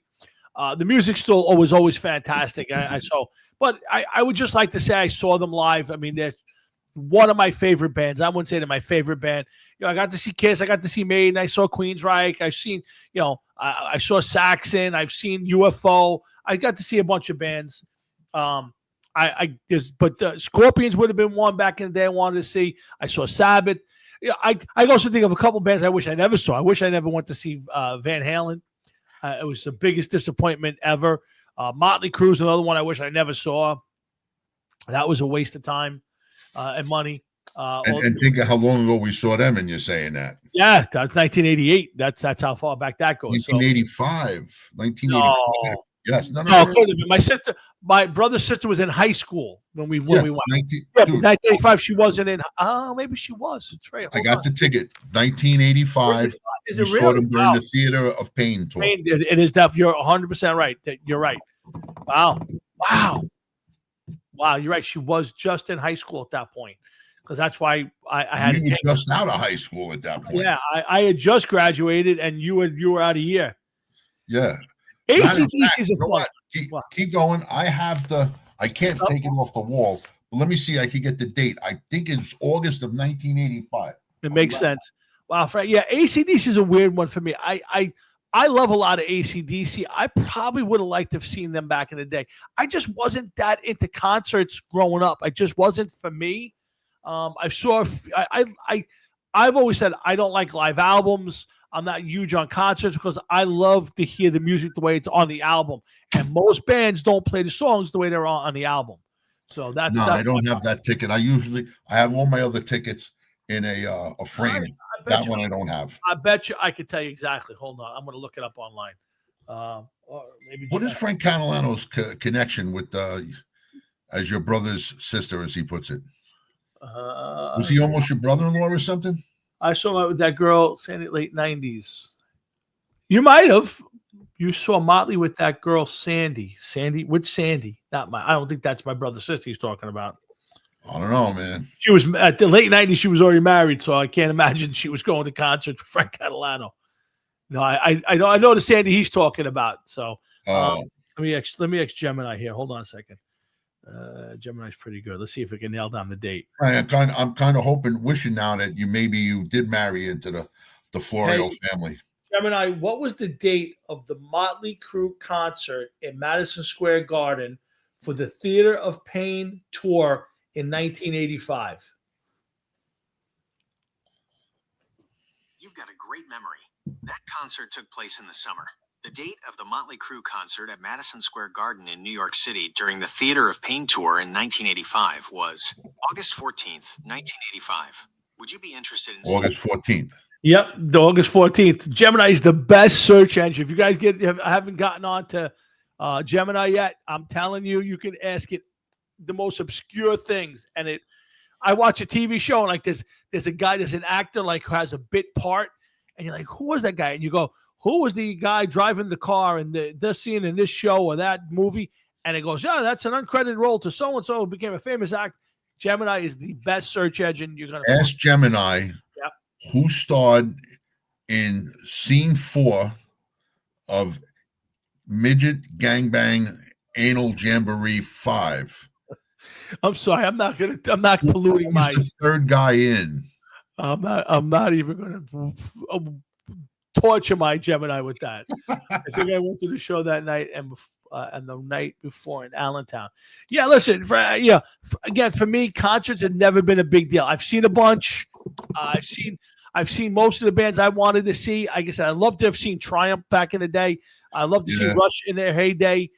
So there's some bands I would like to have seen, but unfortunately, I never got to see them. So it is what it is. But we're rolling to the last minute. I got a couple more things we got to get to before the show ends. We'll be back next Thursday night to do it all over again. Jeff? What'd you think of the Mark Sanchez stabbing, shooting, whatever it was? Now they're talking about toxicology reports. I mean, what do you miss Tony Orlando? You all miss Tony Orlando. I miss Tony Orlando on the Jerry Lewis telethon. That's where I miss Tony Orlando. But what do you think of the Mark Sanchez fiasco? I just wish they would just come out and say what it is they want to say. I feel as though that they're hiding stuff and they want to bring us right to the brink, but they don't want to say it just yet. Just say it like that. Mark Sanchez was in this alleyway smoking crack or something. Yeah, I mean, it's to blow this guy for $20 to get more crack. The guy said no. Sanchez flipped out in a fucking crack rage. Did you see the beating he laid on him? Yeah, but the guy stabbed him, and now he's suing Fox. I'm like, well, how do you sue Fox? What's Fox got to do with it? It wasn't. I'll tell you exactly what, because in this, for instance, okay. So you agree with it? When there's here comes my little limited knowledge of law. Okay, when there's a problem and somebody is going to capitalize on something, they sue everything. Yes, if they heard us talking about it, they would sue us because they may think that we know something about it. Correct. Yes. Okay? I know. Somebody where Fox may turn around and say, "Fuck, this guy was one of our employees. Give this guy $250,000 to shut his mouth and drop the case." And you may say, you know what? I want $1 million, because he worked for you. You're responsible for him. You brought him down there. If he wasn't working for you, he would have never been there. All right, here's $500,000. Okay, that'll do it.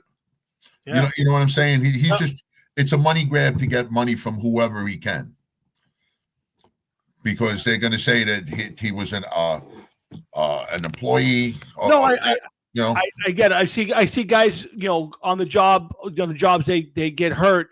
A guy falls on the stairs. The next day he's suing everybody on the job, everybody involved, engineers. You sue everybody, and then maybe you get 1,000 from this one, 5,000 from their insurance company, and at the end of the day, you're just throwing everybody in the pot. Dickies, because that's what kind of pants he was wearing, and he stepped on the back hem and it made him trip. Well, Frank says it has all to do with the Jets. It's still the black cloud following the Jet because he was a Jet. Listen, I don't know. Maybe it does. I don't know. I know this much. If he didn't play on the Jets, he wouldn't have been an announcer. That's for sure. Yeah. So truth. Boy. And another one is Pete Alonso is looking for a 7-year deal, Frankie. You can't be happy that Pete Alonso is asking for 7 years as a Met fan. What's your thought? I know Jeff probably doesn't have too much thought on this one. I got. Isn't Pete Alonso in his early 30s? 31 years old.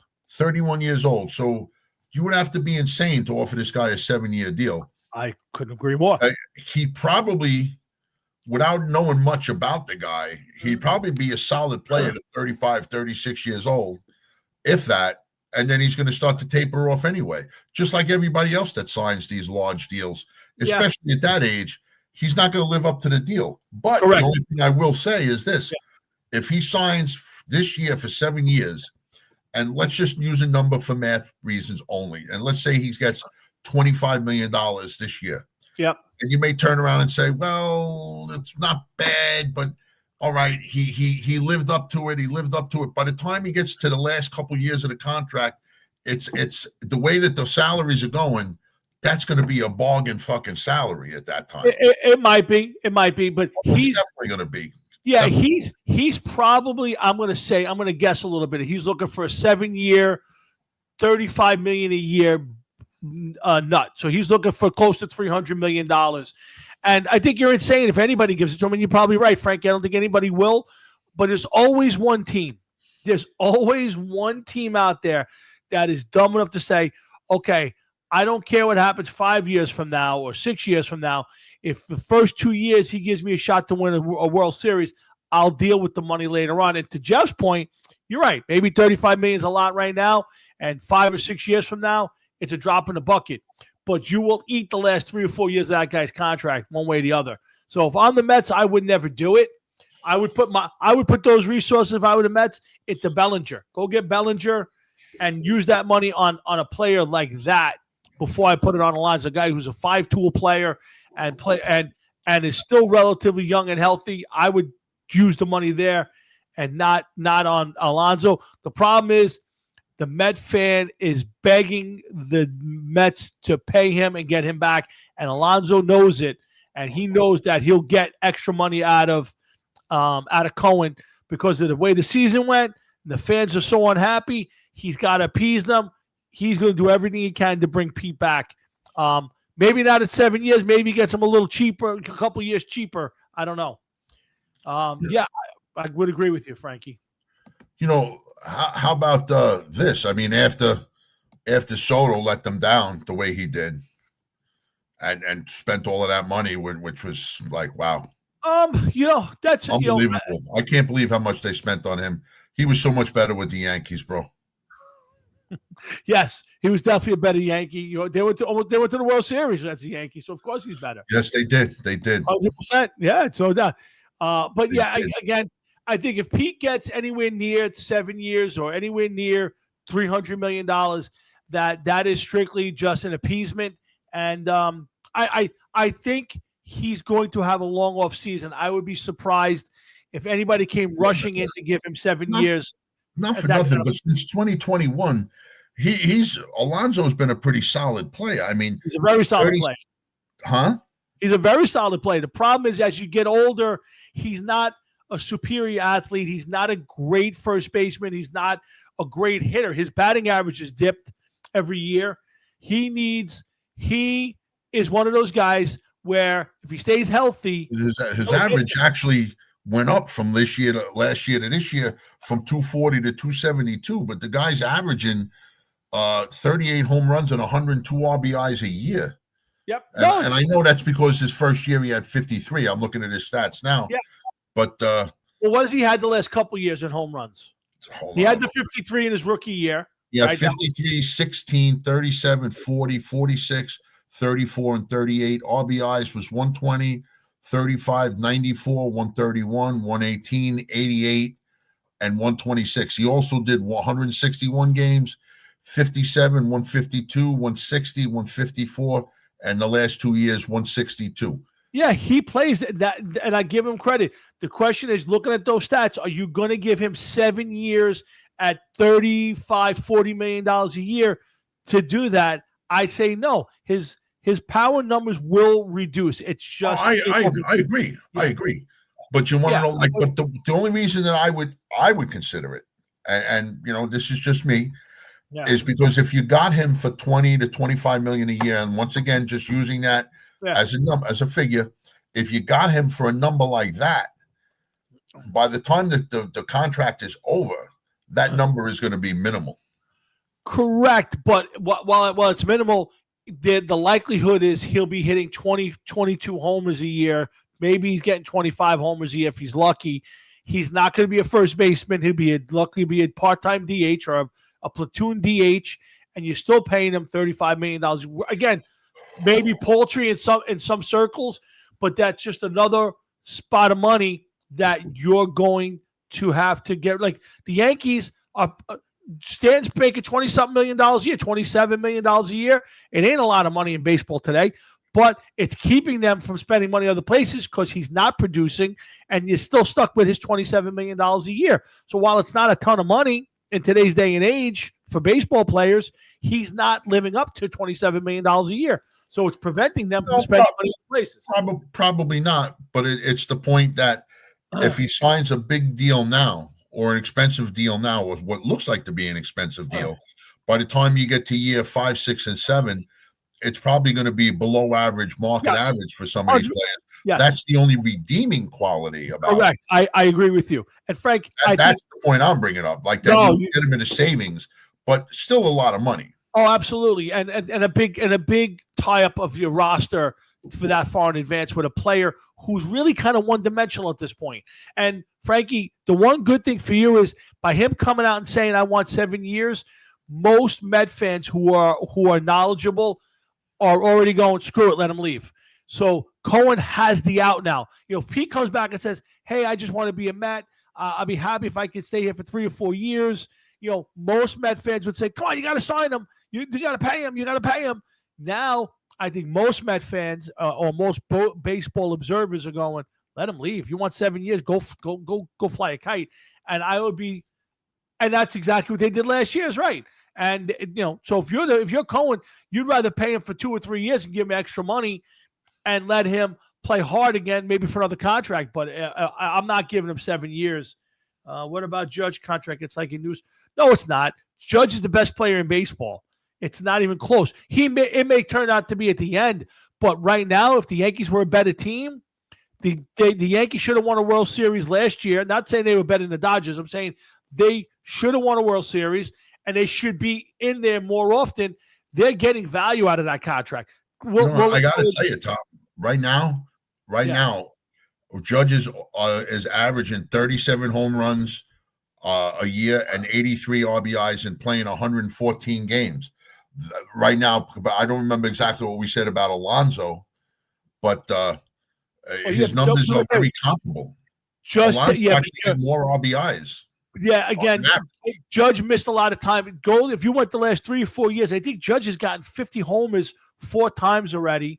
He's, this year he did 320 with 50 something homers and 120 something RBIs. Since 2021, he's had 39, 62, 37, 58, and 53 with 98 RBIs, 131, 75, 144, and 114 for this year. Yeah, I mean, it's while it's and you know what? If you want to play the numbers are compatible, I won't argue it. But Judge is a much better player. He's a better hitter. I mean, he hit 320 this year. He's a much better fielder. Although he had a rough one last year at the Super Bowl. But yeah, the softball stadium. Yeah, I got you, Frank. But yeah, there's no comparison. But yes, Judge's numbers at 38 and 39 could easily be, all right, you're paying the guy $40 million and he's batting, 250 with 26 homers, and you're going, all right, we can't wait for this contract to end. So it's very possible. But his time right now, these first 3 years of his contract. There hasn't been a power hitter in Major League Baseball that has come in and lived up to the last day of his contract with power numbers and everything else. Yeah. Everybody knows that. Yeah, that's signing these guys. You just hope that you get the most out of them. Yeah, Judge is in that category now where when people ask me who's the best player I've ever seen, he's starting to creep into that conversation. Regardless of Griffey didn't win any titles, so I can easily say Griffey all the time that Griffey's the best player I ever saw. A-Rod's that guy, and Judge is now creeping into that. The problem for Judge, Jeff, is he can't creep any higher in the Yankee world. I mean, those guys are in the stratosphere, and they all won multiple World Series. Whether it's Ruth, Gehrig, DiMaggio, Mantle, Berra, he's hard to crack that as good as he is, and he may hit 500 homers by the time he's done. He may break tons of Yankee records. The problem is, unless he gets a couple of World Series, he can't creep into that world yet. But I hear you. I agree with you. I know exactly what you're saying. But you want to know something? There's very few players in the league today that can creep into his world. Oh, absolutely. No, he's the best player in baseball. Yeah, he's much less him creeping into the world of legends like that. Well, yeah. There's not many people that are going to be able to creep into his world and do what he's done. 100%. He by far is the best player. You can make the case for Ohtani. He's a little hurt too much, but a great player. Judge is the best player in baseball today, by far. I mean, it's not even. I wouldn't even say it's close. When they talk about Witt, you talk about some of these other guys. To me, it's Judge, and then it's in the next level. But I don't know how many years that's going to last. He's a big guy who does get hurt a lot, and eventually that will sap it. But for now, you can count the next couple of years, as long as he stays semi-healthy, that he'll put up. I mean, he missed a few games this year, and he still hit 50-something homers. So, they say the Mets have a lot of interest in that job. The problem is, the Sengers of the world. How many of those guys ever pan out, man? It's kind of scary, but the Mets, Frankie, there's a lot of both New York teams need a lot of help. The Yankees need help at shortstop right now, at second base, in the outfield, catcher, bullpen. I mean, I think the Yankees might have the best rotation in baseball next year if everybody stays healthy. I mean, Rodon won 18 this year. Fried won 19 games. You get Cole back, and this kid Schlitter is the real deal. Now, so we'll see. But guys, listen, it's 9:00. I want to go use the facilities. Maybe Jeff will indulge me in a game of hockey. I'd like to give it a shot. My mouth is watering right now. Okay, so let's get off the air. You can take care of the animals, and I just got to go walk the dog, and then off we go. All right, so I'm going to go use the facility, and then I'm going to crank up the system, and I'll be waiting for your invite. In the meantime, guys, thank you for tuning in. We do appreciate it. Thanks to Frank Catalano and Matt and everybody else who tuned in and hit me up off the air. I really do appreciate your you guys tuning in for us. We'll be back next week to do it all over again. So for Jeff and myself, I say thank you. Make sure you have a great rest of your night, a great rest of your week, a great weekend, and a great next week. Make sure you come back when Hot Rods Hockey Sports does it all over again. So for Jeff, myself, and everybody here, thank you and have a great week. Jeff, I will see you in a short time. You got it, man. I'll be on as soon as I can. I'll text you when I'm getting on. You got it. Frankie Katz, I will definitely be talking to you on Sunday, Frank. Good luck. Later, Frank.